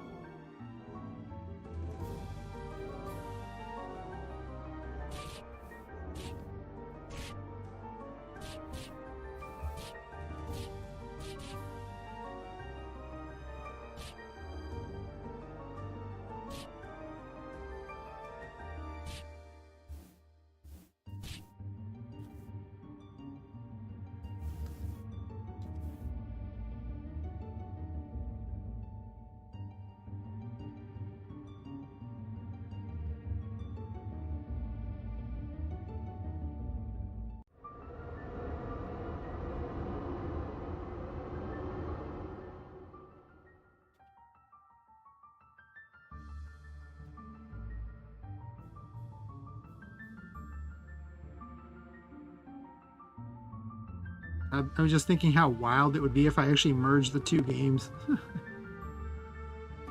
Unlock one character and then you can enter into the other game. That'd be nuts.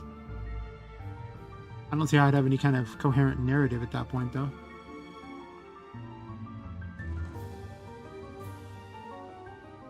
But it is an idea. Probably not what I'm going to do, but it's an idea.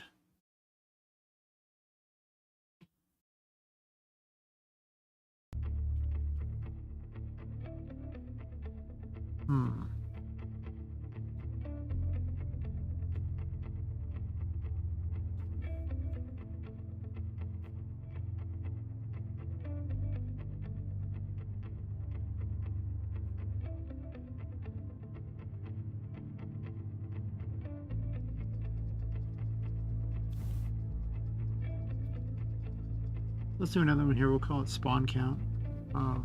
Yeah, spawn count.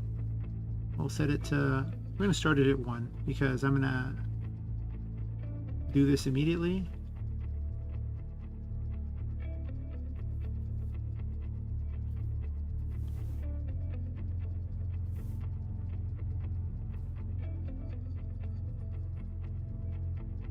And then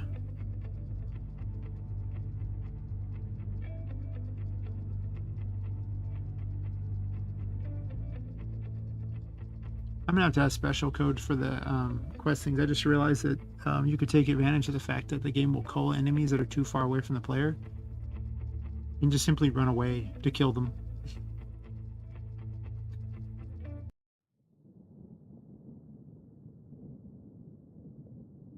They have to be closer to where the bosses are set up where they don't have the culling.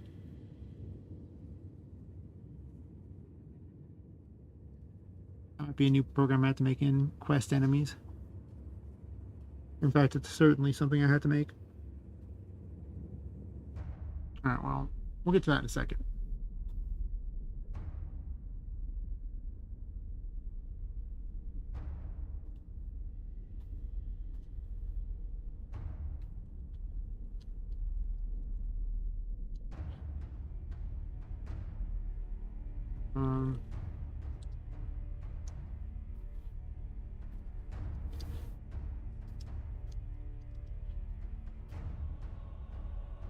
Less than 5 actually for this.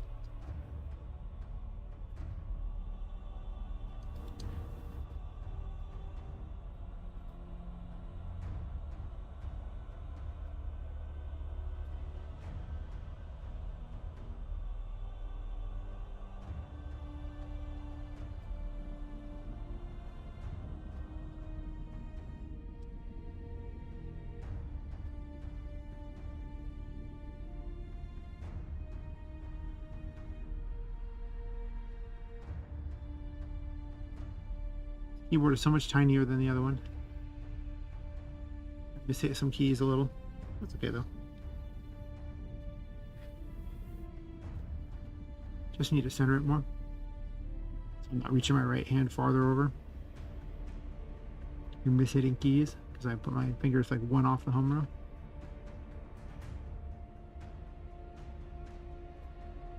It'll probably work. And then I want the tiger kitties to be a little more threatening, I guess.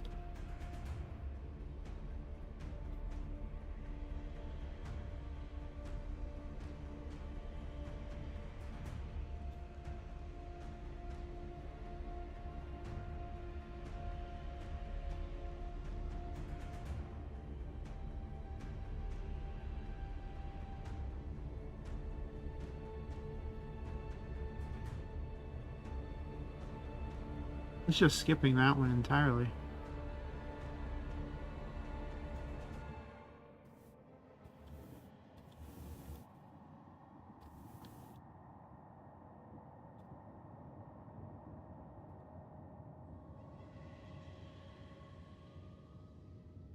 I make them slightly more aggressive.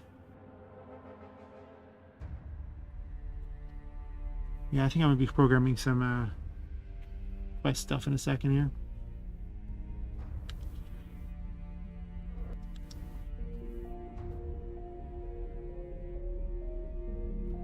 Game dev is really all about moving numbers around and then showing pictures at the right time. That's pretty much it.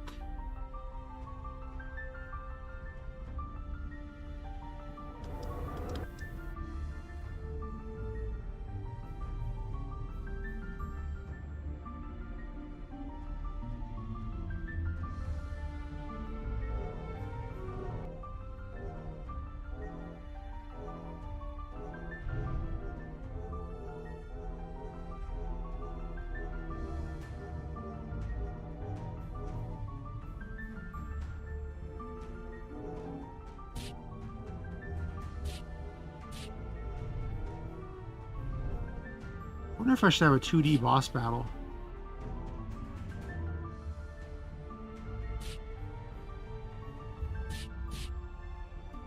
That could be fun. I thought about having a player unlock a little toy airship and then fly that over like when there's giant bosses and trying to like drop bombs on the giant boss. By bombs, I mean like just random doll parts, just dropping it on them. Or even boxes or something.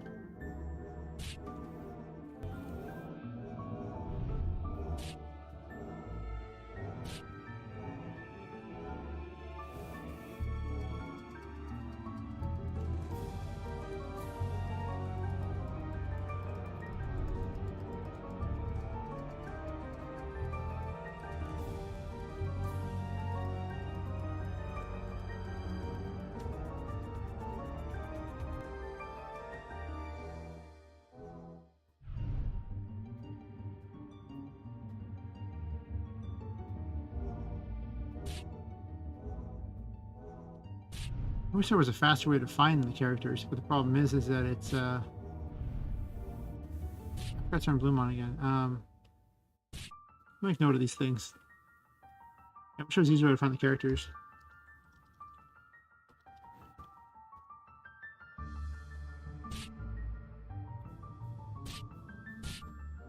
Every time I run these little tests, it's just I end up wandering around a lot.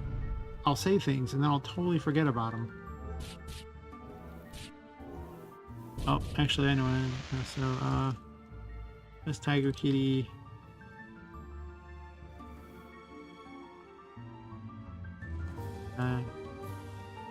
Needs intro particle. Here we go.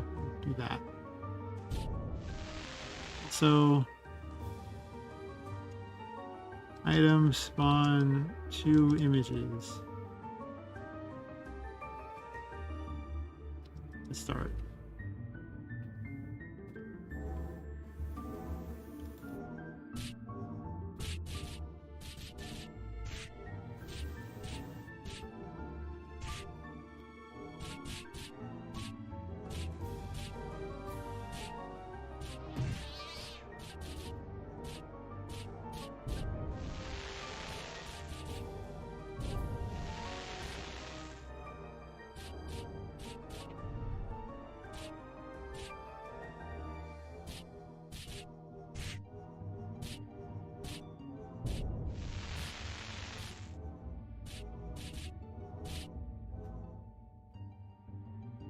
Let's check this here. Game variables.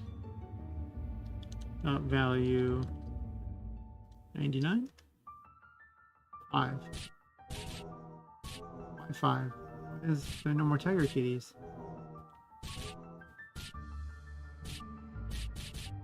Okay, well that didn't work.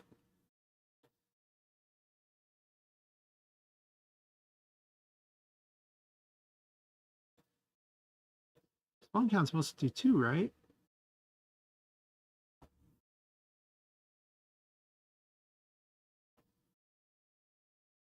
Hmm.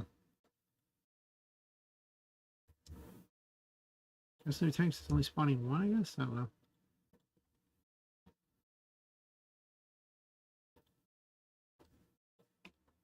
Bloom back on just to show what it is with bloom versus not.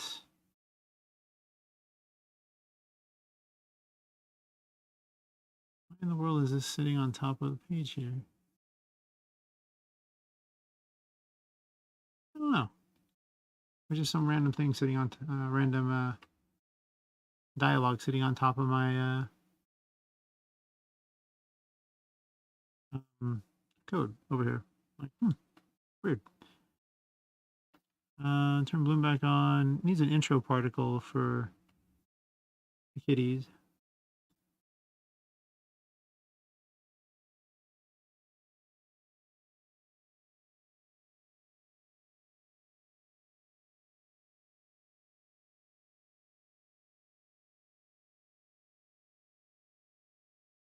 I'll have to just spawn farther away too.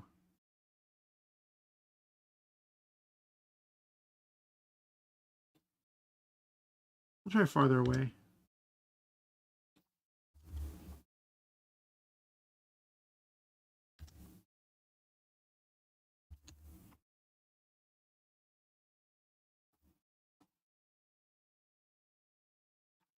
Spawn them faster.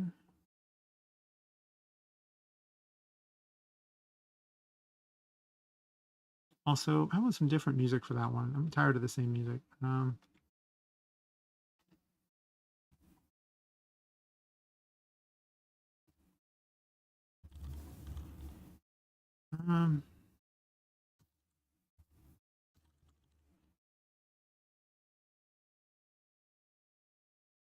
what are the music options I currently have set up?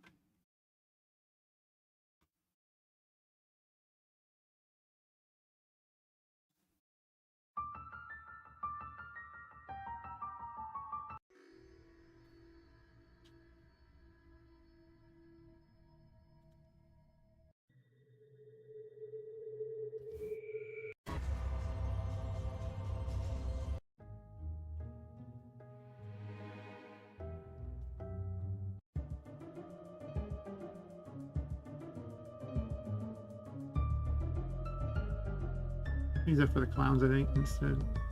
I don't do it else here, but something. I'll figure it out.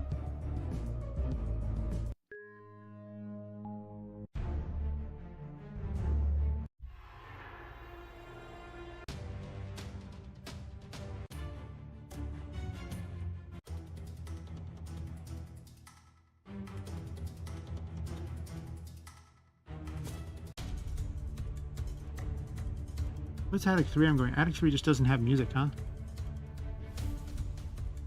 Well, they're all just set for 2.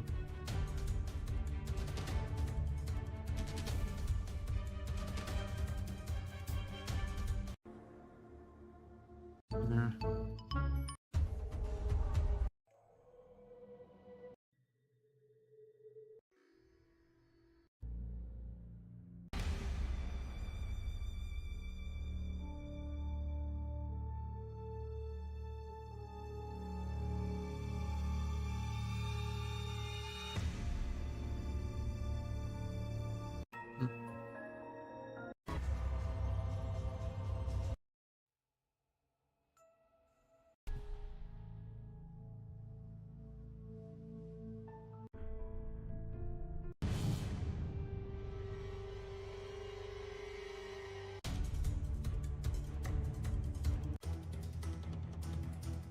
Maybe I'll just pick one of the actual battle musics and call it Square.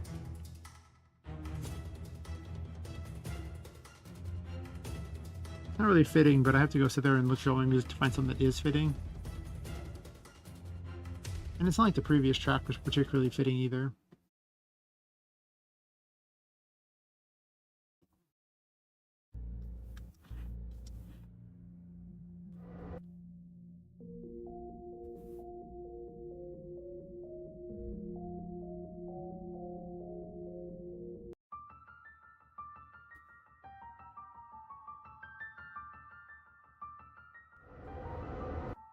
Gotta find some weird, creepy doll music or something.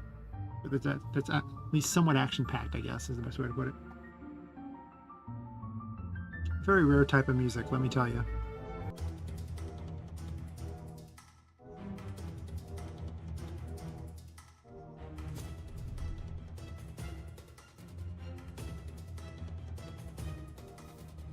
Yeah, it's too epic.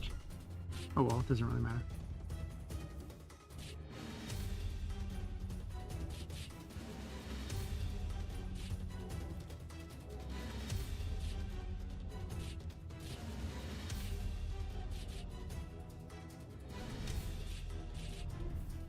Bloom's actually on at the moment, or it's supposed to be, and these new tarot cards can be seen in the bloom, so I thought I turned bloom on. It looks like it's on because these are really bright.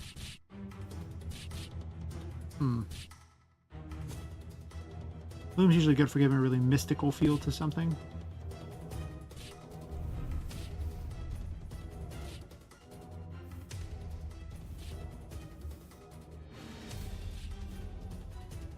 Or I guess more fairy tale like, the best way to put it.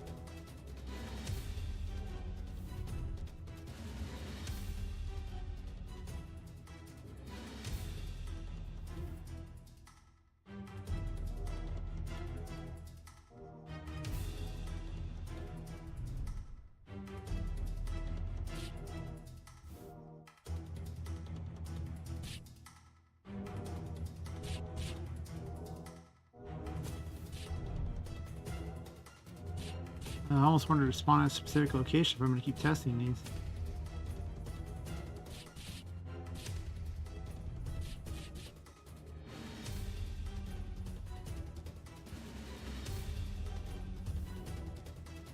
Where's she at? Did I come within close proximity of her? Nope. I put a warning in her so that, you know, if she spawns, then it'll tell me that I'm nearby her. Doesn't give me the exact direction, but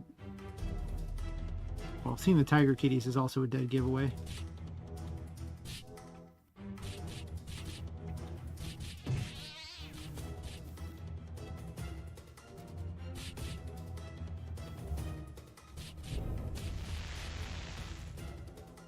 Oh, it's got the console open. Oops.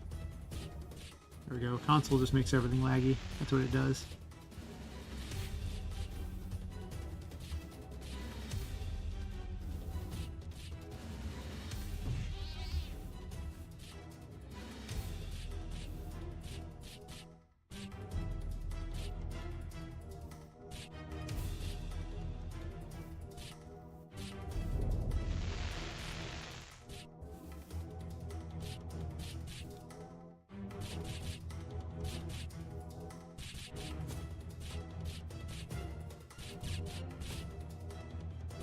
Where's Miranda at?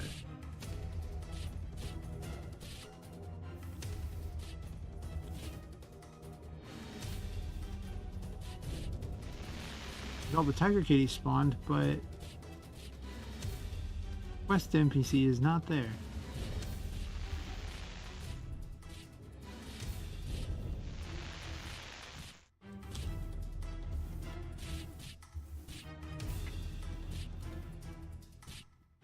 Should be a small circle stuck in something. Oh, no, she's supposed to be right here.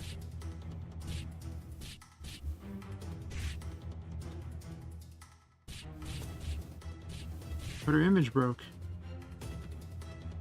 which is weird. So her image broke, which means let's check this here.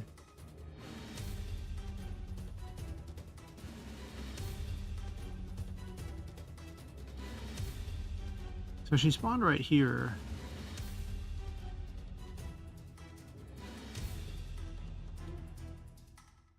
Not sure why your image didn't spawn at all.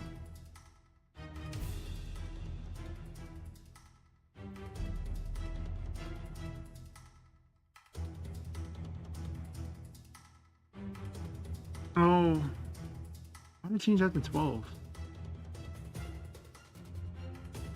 That's not the right one. I wanted the spawn distance to be 12.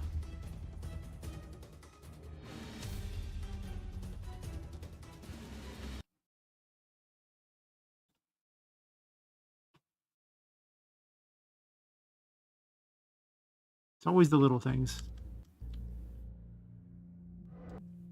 Problem is I don't have a testing crew myself, so it's just me to do all the testing as well.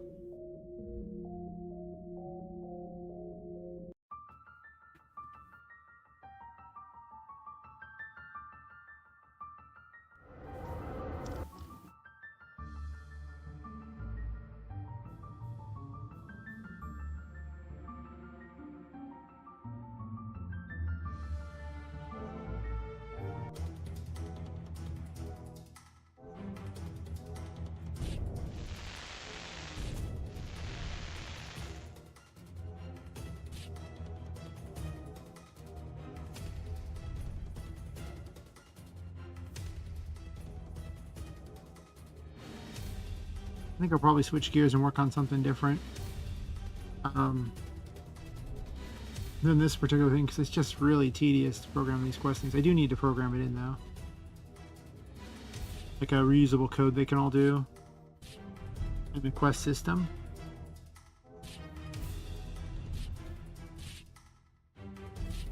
So it does need to get done. Otherwise the levels are really boring because they're so samey. There's just not a lot of varied content. You're just collecting the tarot cards and murdering these enemies in a boss and, you know, destroying objects. It's kind of it. But if you have to rescue pieces of the level or something, to unlock things and stuff and to get story bits and things, that would be much more exciting.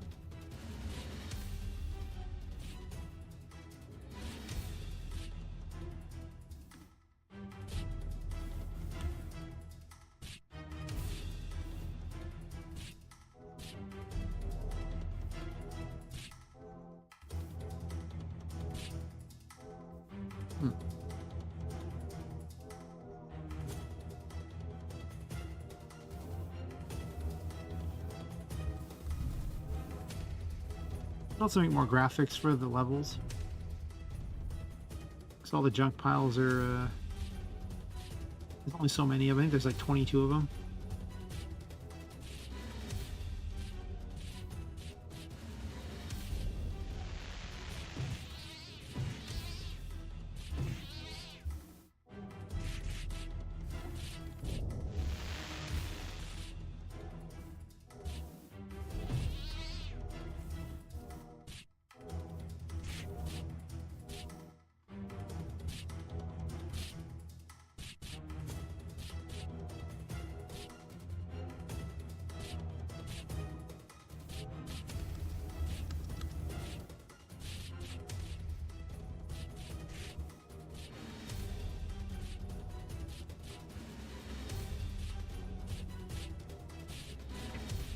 I can only spawn 5.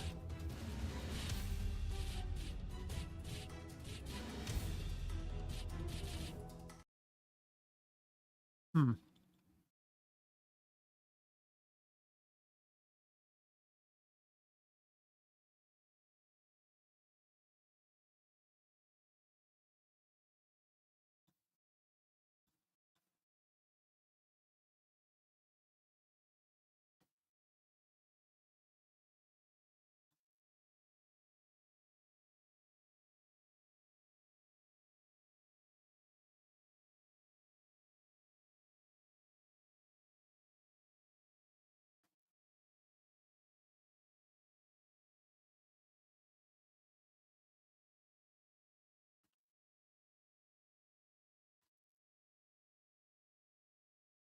Hmm.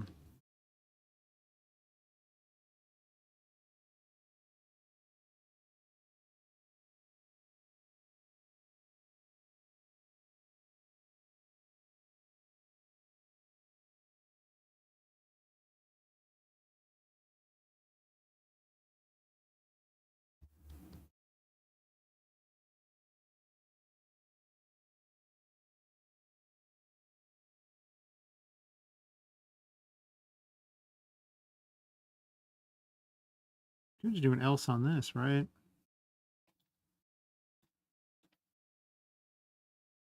I'll stop it from running all this extra code once I've successfully completed it. That's just a good optimization right there.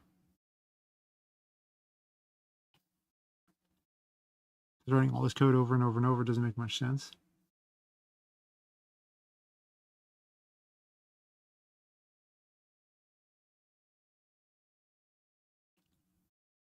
I guess I have to see what it's doing.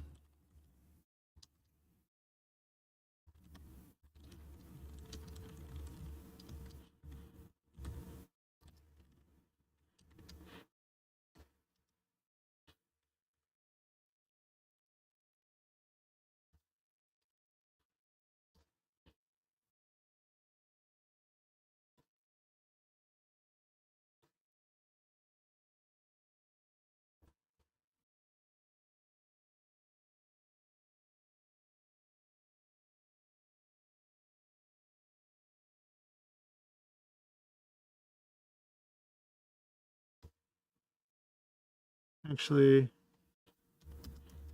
all by game variables, dot value 99. That should give me a better idea of what's happening.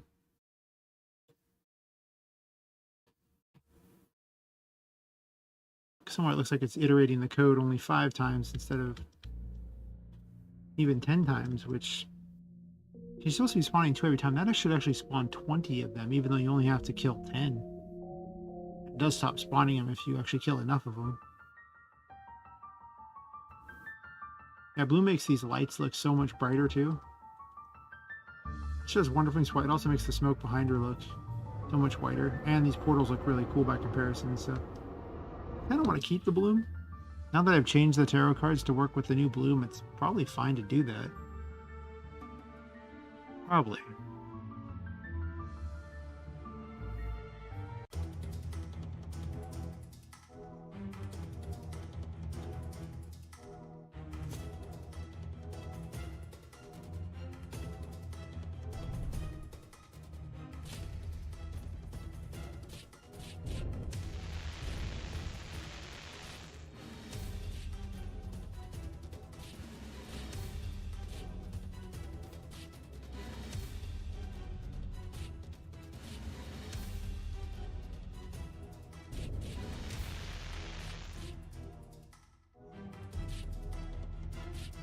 I still haven't fixed the double image thingy. Why am I fighting this? I don't care.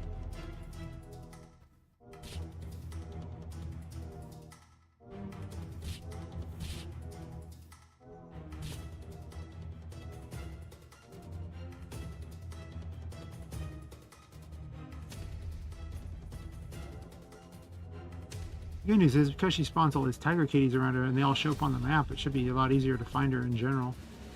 I don't need the little, text indicator that appears saying, hey, she's nearby. Could make one of those for the player, so the player knows they're nearby, but I don't want to make it too easy to find stuff. There she is. You caught inside something?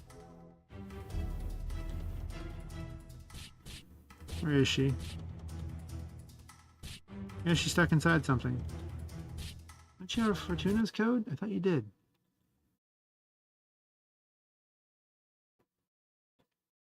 I might not, though. I might have made that code difference later.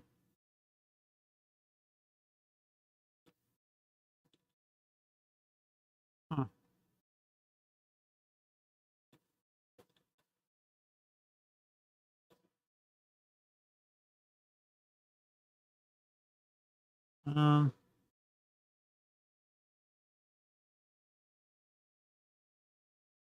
I guess I can fold them into the entire NPC system I already have. It gets really annoying if you don't make it code that you can recycle over and over to have it for every single event where they all do exactly the same. Where like you have to sit there and constantly update each code even though they're all basically identical. It just leads to lots of problems.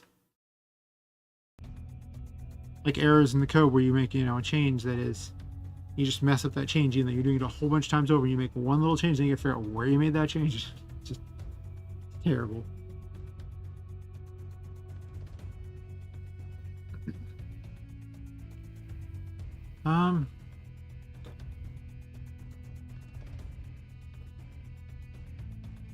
Do I fold it into the NPC system?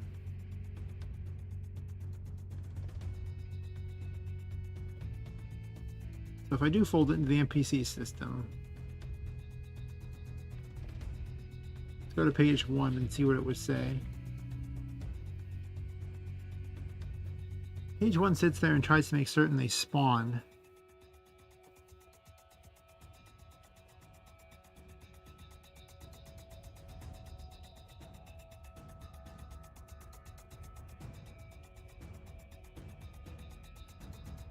So I guess I could just put NPC as a thing. That's reasonable.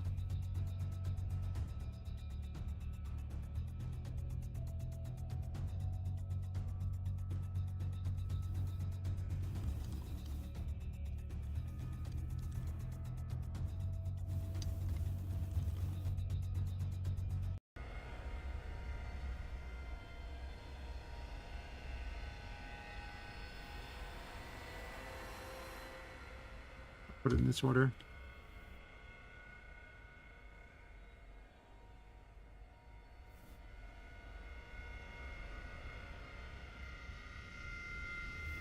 I might have this here as well.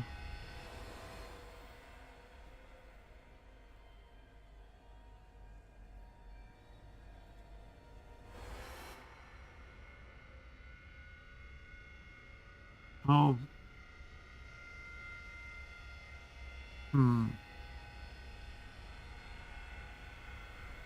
This kind of gets handled by that. Sort of. Is it? This checks if it can move in every single direction, and if it does, spawns it. If not, it also, this will just spawn it anyway.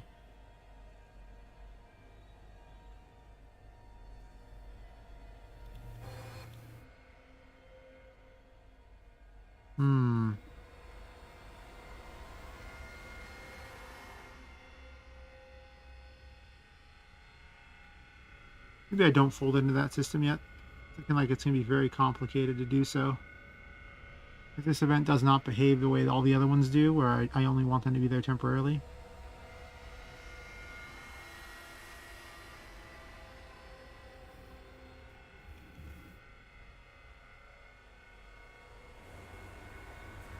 Sure. So we'll do Quest NPC 1.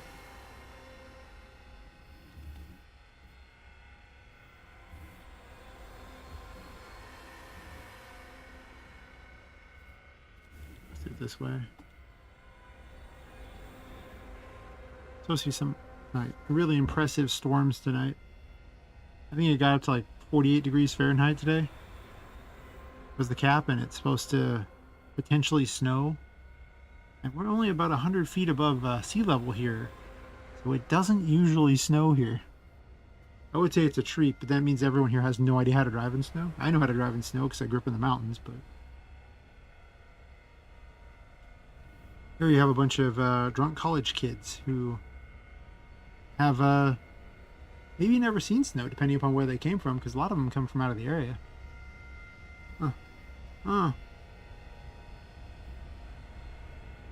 So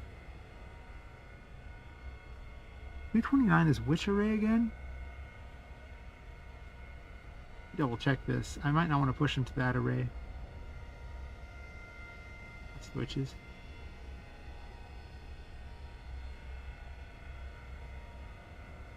Map blocks array. That's not okay. They need their own array.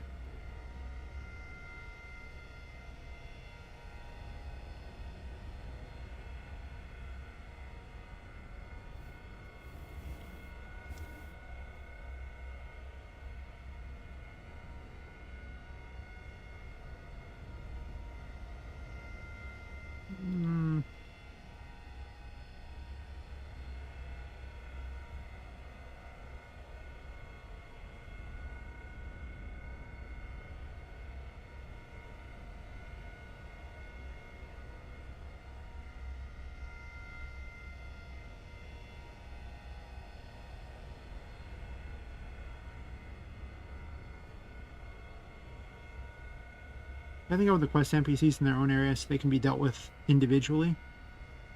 It also means it'll be much easier for the enemies to find them.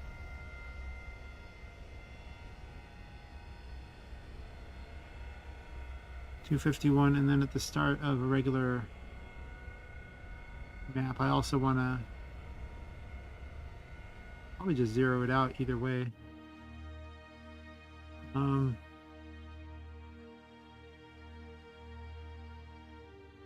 do I do it during cleanup? Where do I clean the arrays at?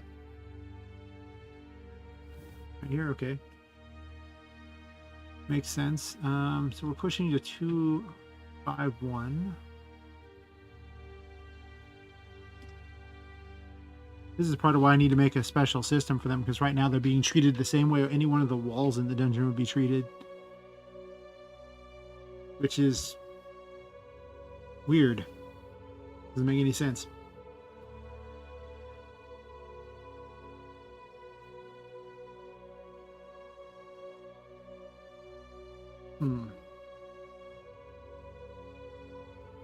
So I have to leave the colliders. That has to happen. I do want these copiers. So let's just make a common event for one here.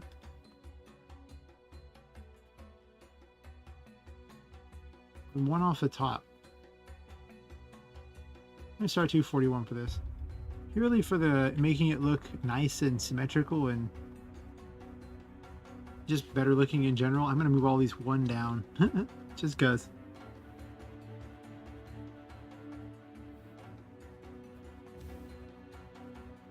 Or not. Nice copy paste. Well, we'll do it this way.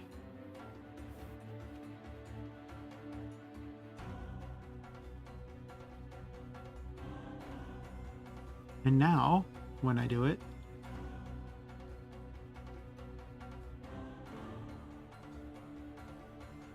it'll appear.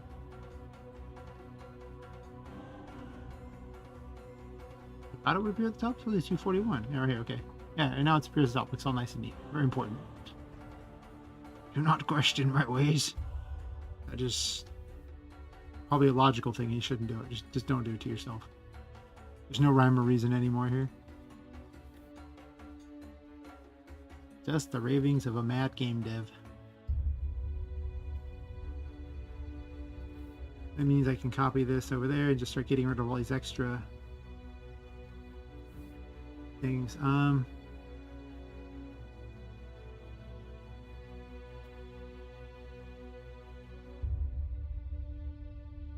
What we're also going to do is set a self variable. This set self variable. We'll call them name. Her name is Fortuna, which actually sounds like I'm talking about, you know, the fish. But it's supposed to be a play on, you know, fortune teller, female fortune.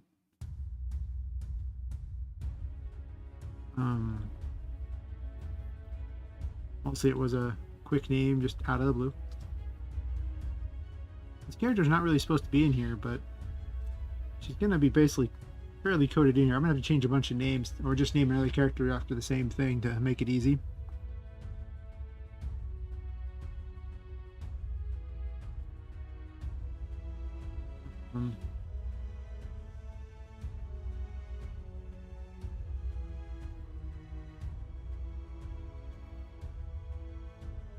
So let's see. Probably just want to copy all this into number one here. I want this to happen, but I think right here is where the difference is going to be. Later I want to move this to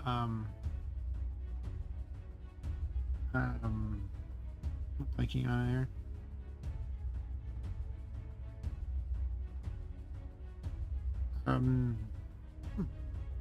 To a plugin. I will probably use the switch command here, but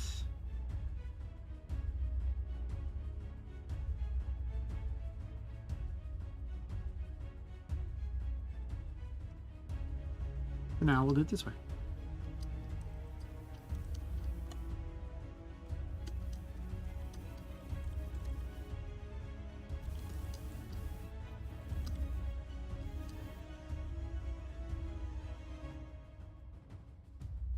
Well, I probably need to actually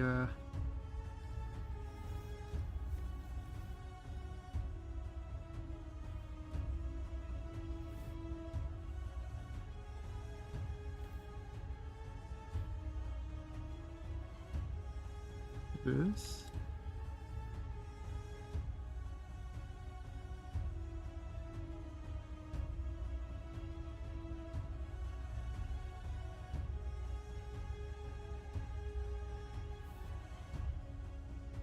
So this is going to run both of them. The rest of this won't. The rest of this is her stuff.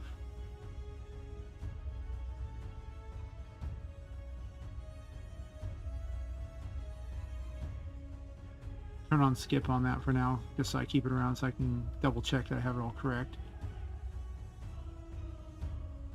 And then for her, she barely does anything when she shows up.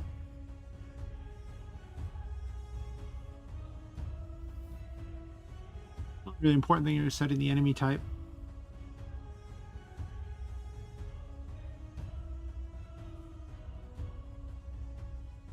Oh, wait a minute. Wait a minute. If I'm going to do it this way, I got to do that.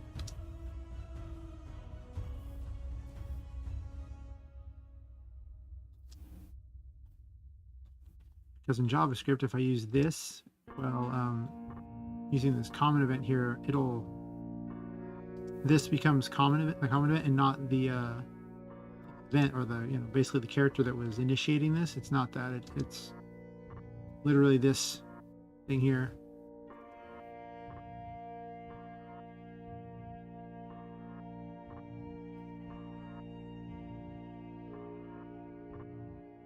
Pretty sure I can get away with this though. This doesn't really matter because it's only going to use those separate variables in this one instance right here.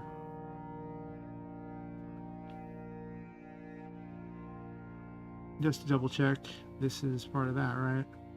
Repeat until it successfully does, and then it flips their cell switch A on.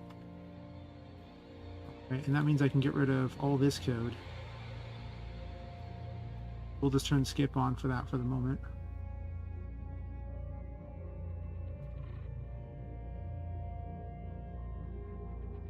The page 2s aren't the same though.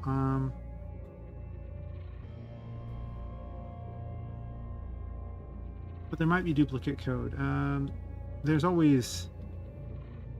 I don't know about this. I'll have to think about that page.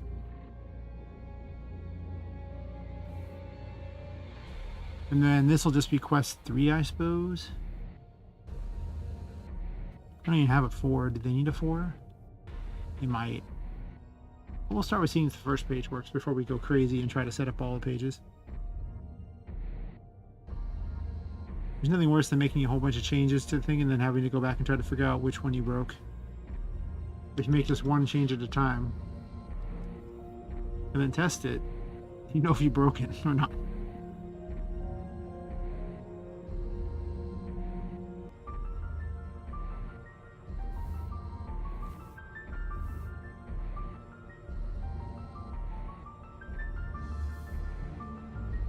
Actually, I guess I'll do this one first.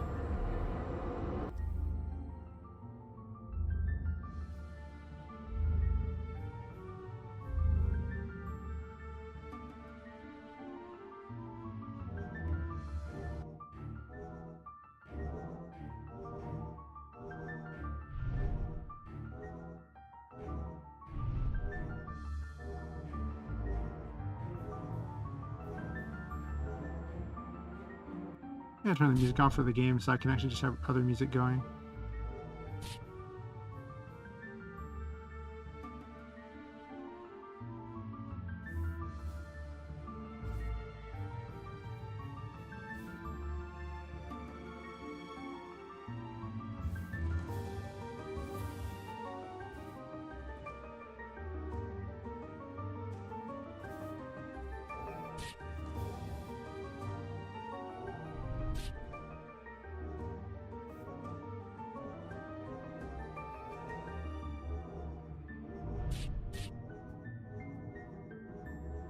I think she's down here.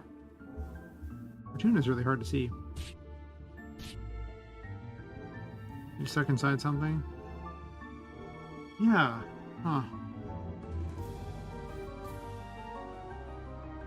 What even happened there? I don't even know.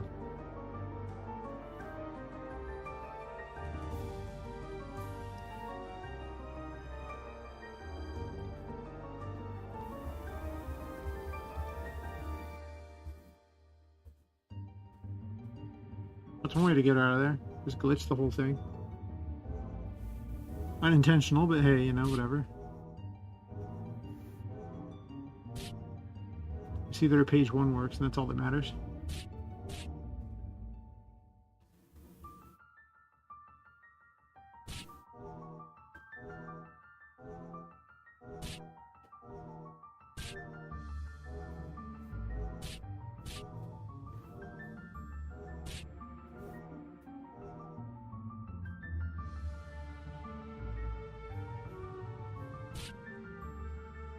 On.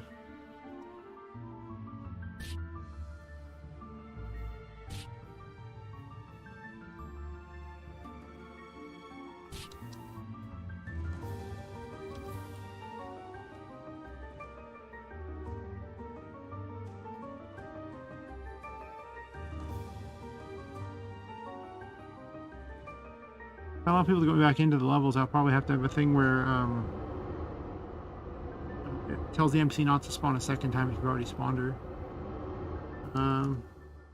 Let's see.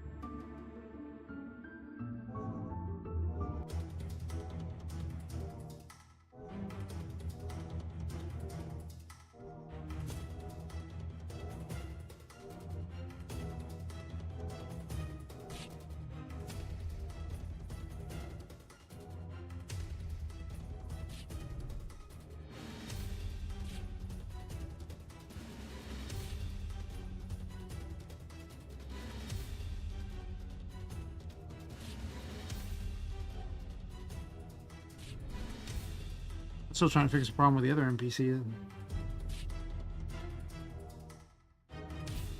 Haven't uploaded a check yet. I'll send you a check out on the blooms and the tarot cards in the tarot card minigame. She spawned up there. There's some tiger kitties.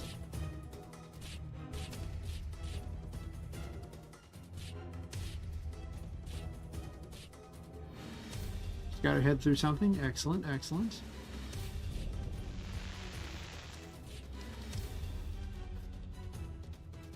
What happened? I think they got destroyed.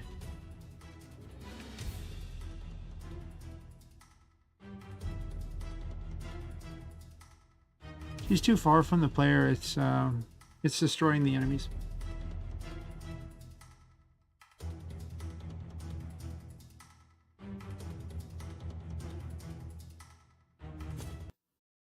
They have to be special ones that don't do that.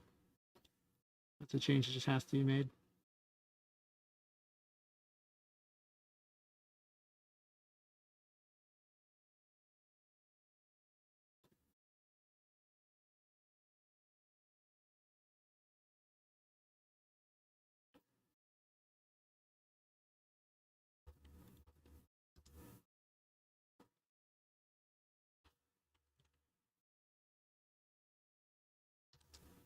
Just quest character? Quest NPC? For sure.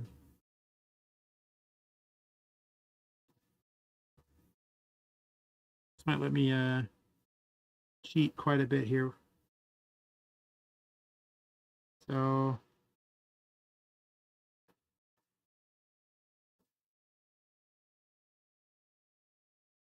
those are projectiles. I don't care about those.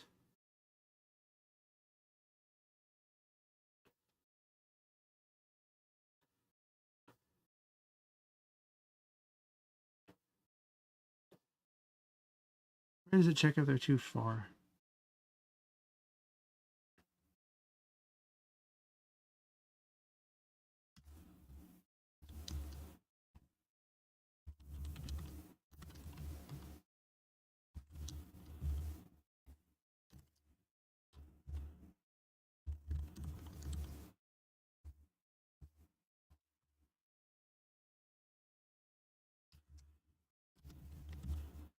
Doesn't equal true. Do this.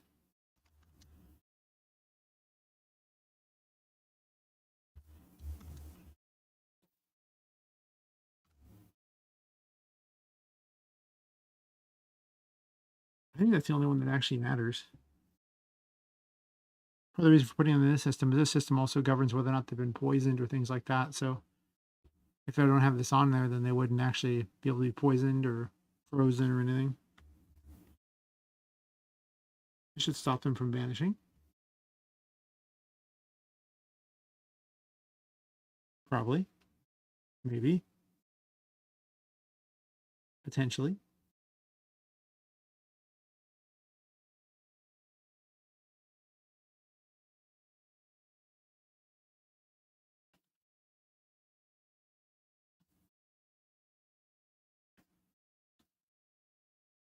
Put regular music on, and then I'm gonna mute the music in this one because I'm tired of hearing it and then having to turn the other thing off all the time. It's just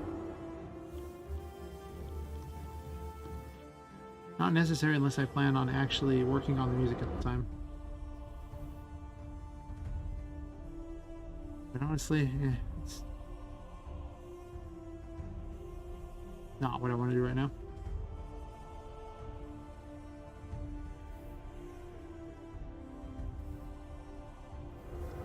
I'm gonna make a car mini game or something like that. That's considering you actually unlock a car and everything like that, and then you have to drive around and escape from this giant doll. Might be entertaining. I could actually put all sorts of dopey mini games in here. None of them that particularly fun by themselves, but if you put enough of them in there, they might be entertaining as a group.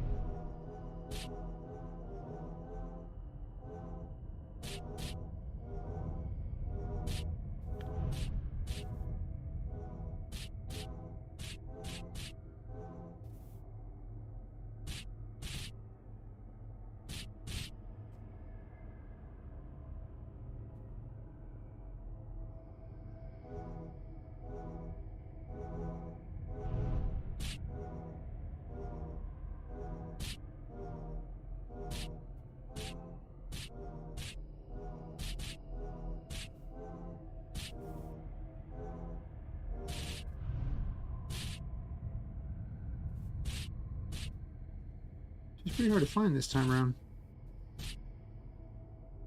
I mean, the maps aren't that big. There she is.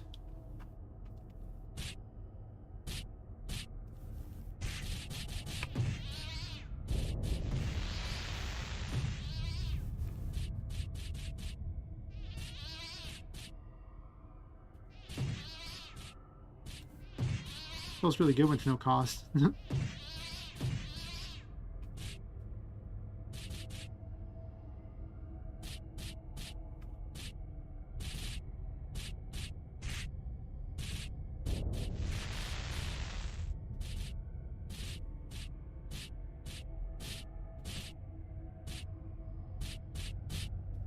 Kind of like that you can shoot down their projectiles.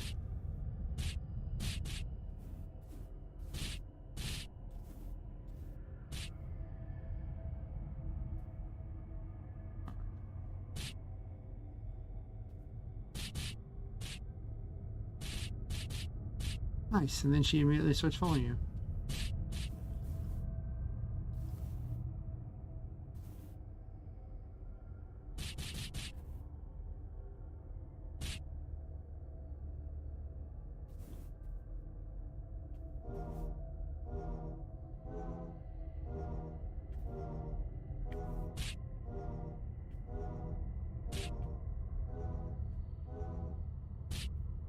I could put a thing in so that she's terrified of other enemies nearby, so you have to constantly murder enemies to keep them from keep her moving forward.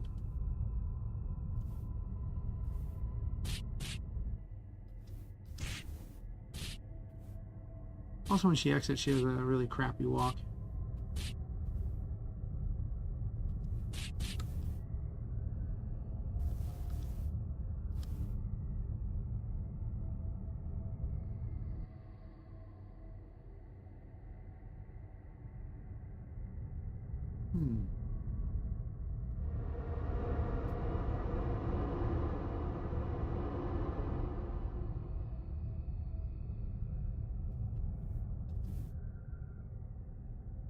I mean, she kind of looks like a little doll. Technically, I could probably just snag her and toss her in. After all, the one from Unreal Engine actually looks way different. Well, pretty different. Right? Because the one from, let's see here.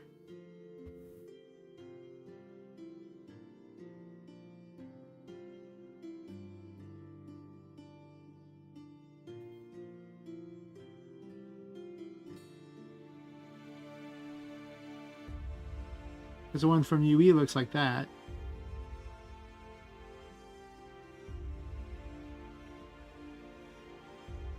And let's see.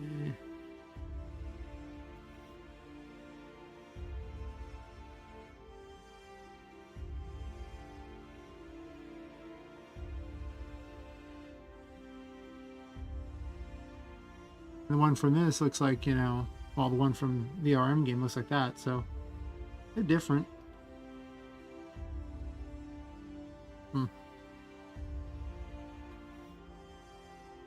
She could be a doll, though. That is true. I haven't adjusted her dialogue at all. What's she even gonna do? Do I want to render her some new graphics too?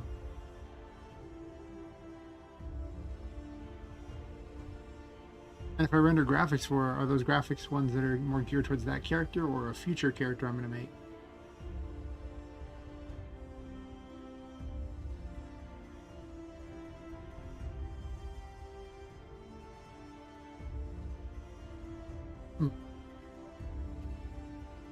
What would I even use for a character like that?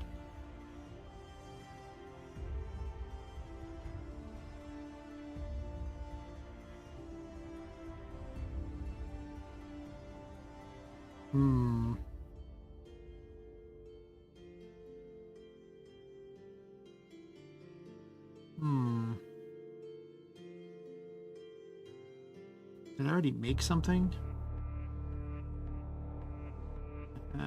Maybe I did.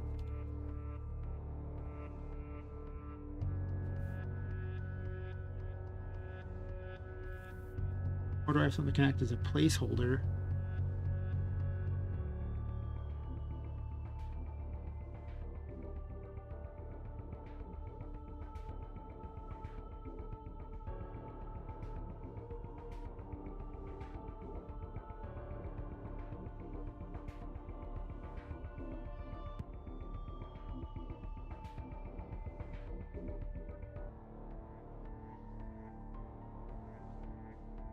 Also, I'm considering making a 2D car chase scene or something like that. Either a 2D car chase scene where you dodge, you know, obstacles while trying to escape the boss, or you Or it'll be 2.5D and you dodge around the level trying to escape the boss.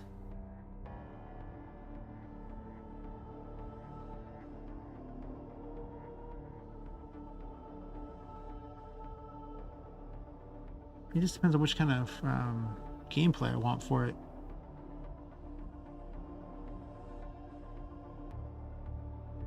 Because I could have you driving a car around the 2.5D level, dropping bombs behind you, and have the boss trying to go after you, which would be interesting, I guess. But you can't really introduce obstacles so much in that. It would just be driving the car around the level. In 2D, you could introduce obstacles that your car could hit and take damage. Because you're just constantly going like a side scroller type of thing, where you're just constantly moving to the side and you have to move up and down to dodge. And have the boss like running behind you and have it trying to attack you.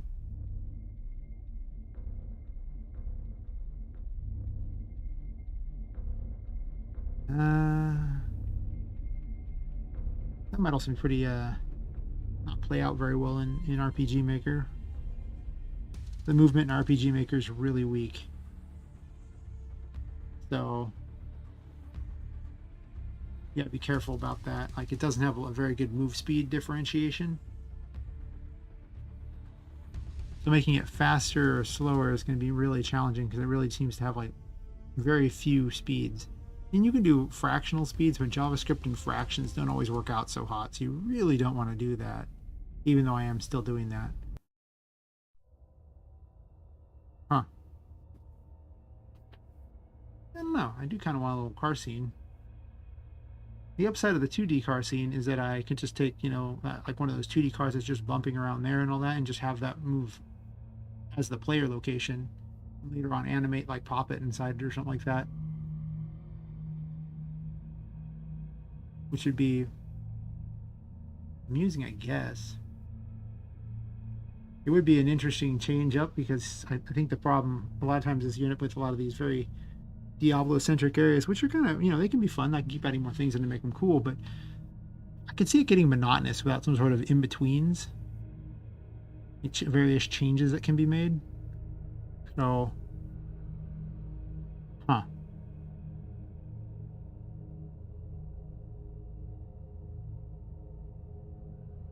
The question is, what other dumb mini games could I even have them play? I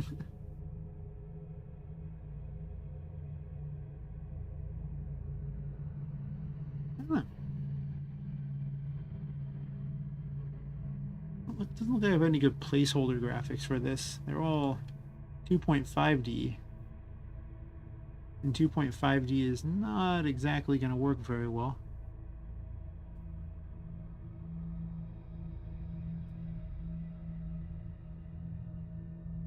In the story areas.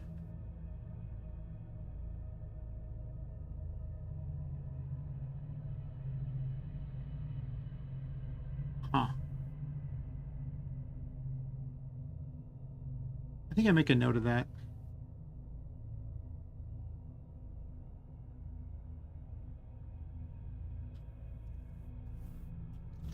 Ideas, car chase scene? Well, toy car chase scene. It's not a real car. Everything in here is toys, so, It's got to be dopey. I really want the whole Ant-Man feel where, it's not the newest Ant-Man, but the original Ant-Man where it's all super epic and they zoom out and it's just like a dumb little toy train that they're fighting on. Going around the little child toy train track. It's like not even anything. But then they zoom back in and it's all epic. I kind of want that feel where it's just completely stupid.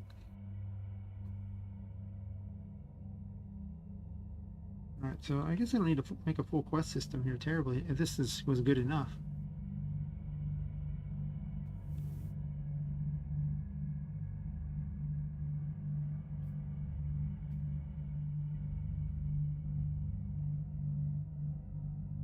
I guess I could have a quest system for that too.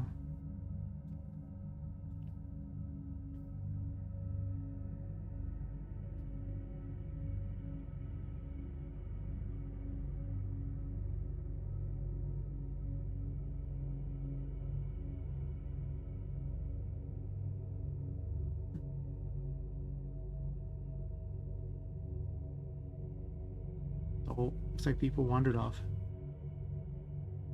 Fair enough. I did stream earlier tonight. That's interesting because, you know, I started at 8. Normally I stream for about 3 hours. That's like 5 more minutes, and then that's basically the 3 hours, but I'll be done by 11. Huh. I didn't really get more views, though. But I guess I didn't really stream during this time. Interesting to think about, though, right? I think I'll try just making 8 a.m. my regular stream time, because I know I can get home from work and stream at that time. And it's not very hard. I'm basically always home by this point. I could always stream by this point. I'm always home by 8 a.m. anyway. Sorry, 8 p.m.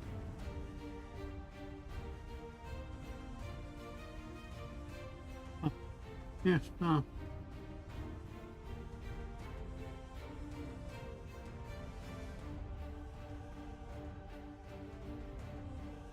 Why don't I just get some sort of a doorway and put it there? I think that's what I'll do. I'll make a quick doorway to represent just another little mini area. What are you saying? Oh.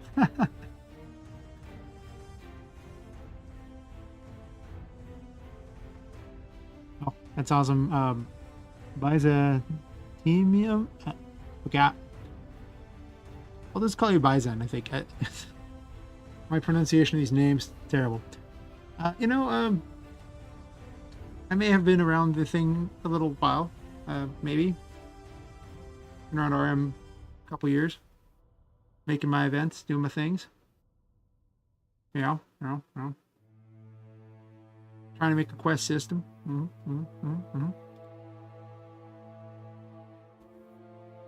Which actually means I need to have a thing that displays on the screen for when something arrives.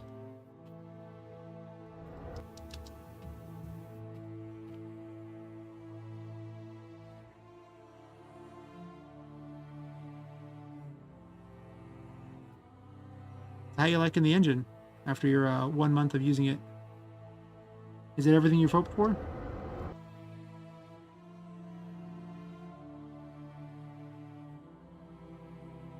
Yeah, I like my graphics. A couple of streams ago I made this Terrat mini game, and it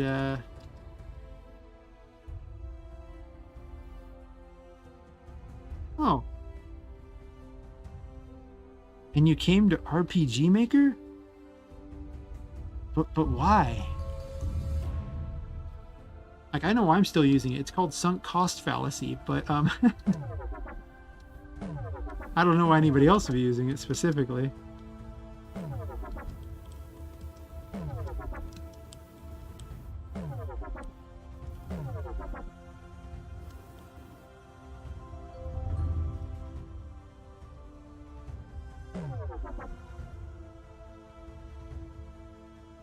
Oh.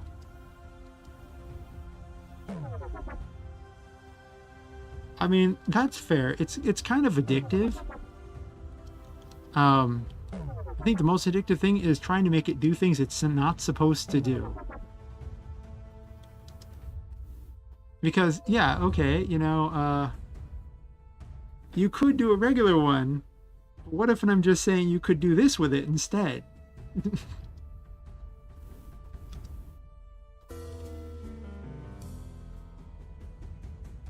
Oh yeah, the community is great. I mean, okay, well, most of the community is great. There's also a weird section of the community that you'll eventually encounter, and hopefully it's not anytime soon, but most of the community is actually very welcoming and wonderful. Versus a handful of people who are weird.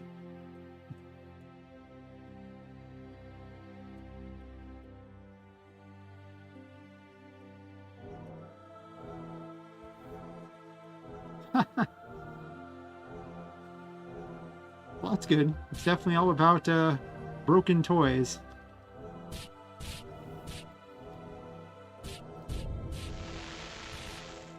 Yeah. Oh, it's a game. I got a Diablo style game going on here. Oh, hi, April. How's it going?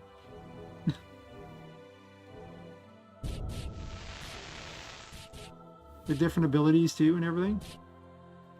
Of course, I went into the wrong one. I was trying to go rescue a NPC in the other one. Apparently, the hitbox in this is not very good.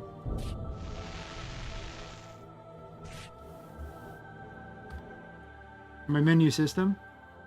Very important. One must have a menu that's built on top of levels. In case I want to level something up. Or exit the areas. Or just jump back into the levels.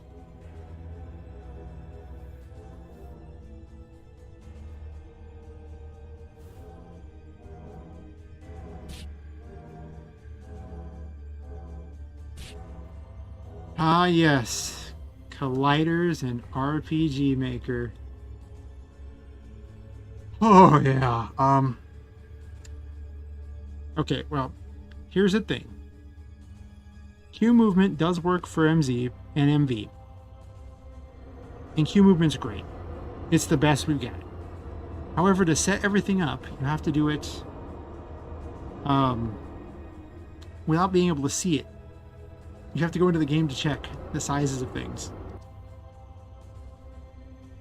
And it's got poly colliders, so you could technically make the most perfect collider if you want, but it would take forever. It's almost completely unrealistic. So most of the time you're going to want to use circles and squares. So as you can see on this, I'm just using various circle colliders and then able to run behind things because of the way I've done my own image plugin and everything. But otherwise, usually you don't even want to do the poly colliders because they're so hard to set up. You would actually prefer to do not those. But that's kind of about the best you got going on. Oops.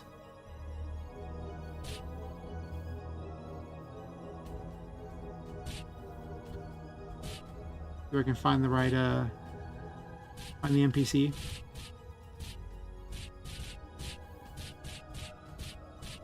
These enemies are my favorite because of their weird little waddle walk that they do. And they clap like seals. That's because they don't have joints. So they can't really articulate themselves very well. They're just supposed to be like, you know, crappy Raggedy Ann dolls.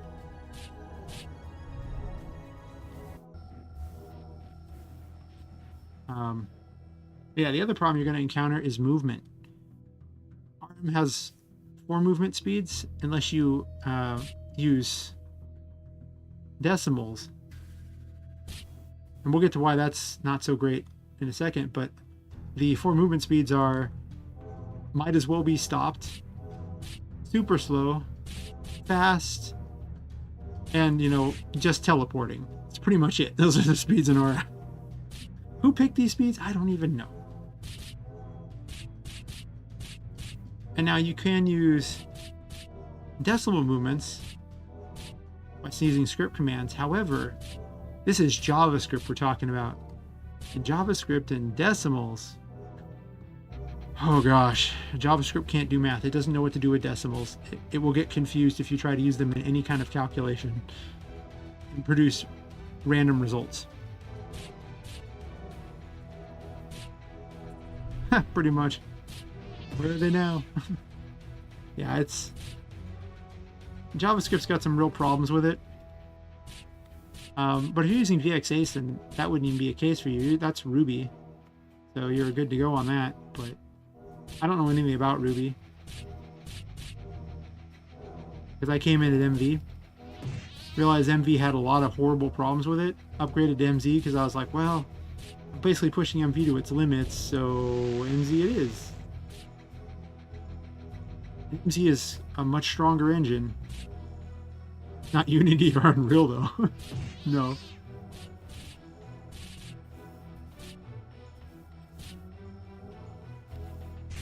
There is a super neat plugin that exists though. It's called QM Collision Map, and it works off Q movement. And what it does is it makes it so that it does the collision based on the image of the map. Like, so what you do is you make a black and white image of the map, and everywhere where there's basically nothing, you just erase those portions. That's where the character can travel, and it's very good. I actually have it used in another game there, and she didn't spawn all her things, did she?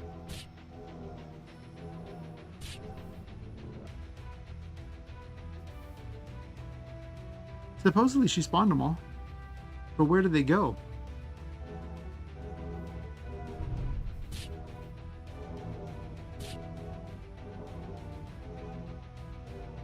I'm using the because all these levels are randomly generated.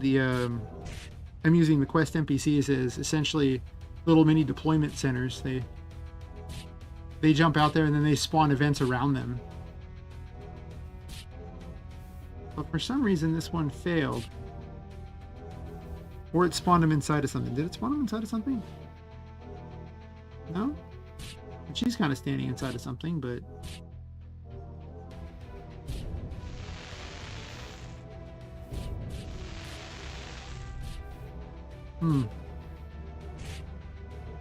Interesting.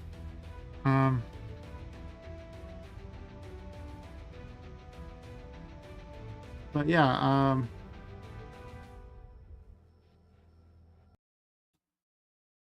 I have another RM project. There was the original one that I kind of dropped, honestly. With this character in it, the one that I was trying to rescue from there. I'm just recycling characters. And it actually makes use of the collision system.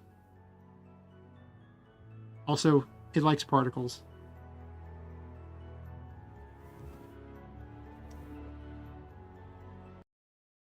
So I was considering moving this one to Unreal Engine.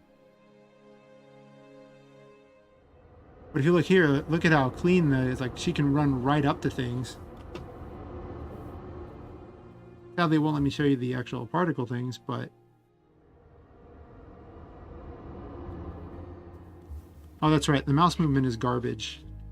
There's another fun thing you're going to love. Mouse movement is complete trash. Yeah, you can totally see how much better the movement, like how great the collision is for this. Because you can just erase the portion you don't want her to be able to... Oh, you want the portion where you want her to be able to go on, so... Plus, you can get a lot of movement using particles, which I need to make some tutorials on how to do the particles for this. So you get moving water and the space stuff and everything.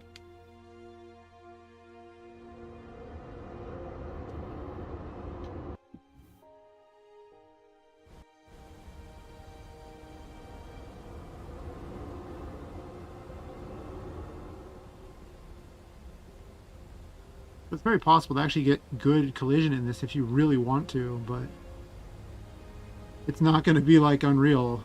I don't have much experience with Unity, so I don't know how that one plays out, but... Oh, there's a character standing there. I forgot she's messed up. But, yeah, it works pretty well. I've definitely used worse.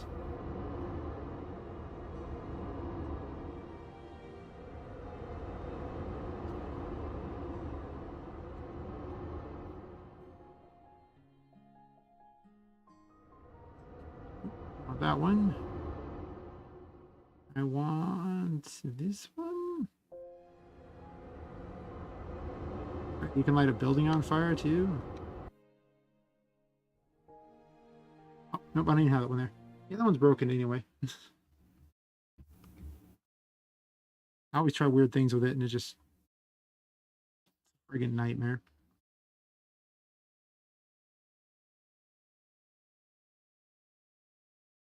Oh look, looks like the person left.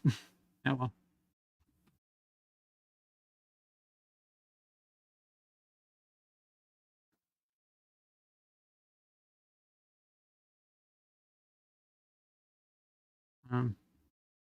Maybe they'll come back. Of course, now I've been streaming for almost 3 hours, actually over 3 hours, so... Am I gonna keep rolling with it tonight, or am I gonna bounce?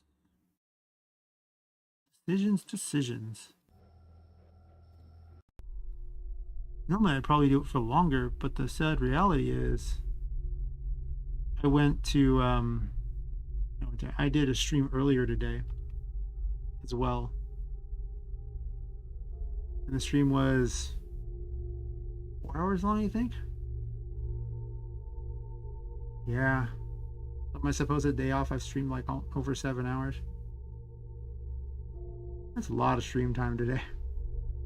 A lot of game dev today. I'm a little less enticed to do a super long stream.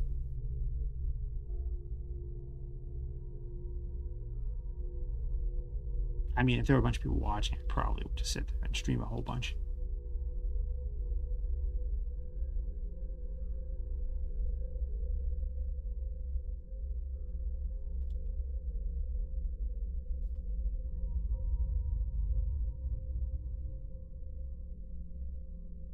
Yeah, I think I'll call it for tonight. I got to make a bunch of graphics, and if there's one thing I've discovered is that Daz likes to crash the stream. Well, I guess it's only done it once, but I also don't really do any rendering while the stream's up.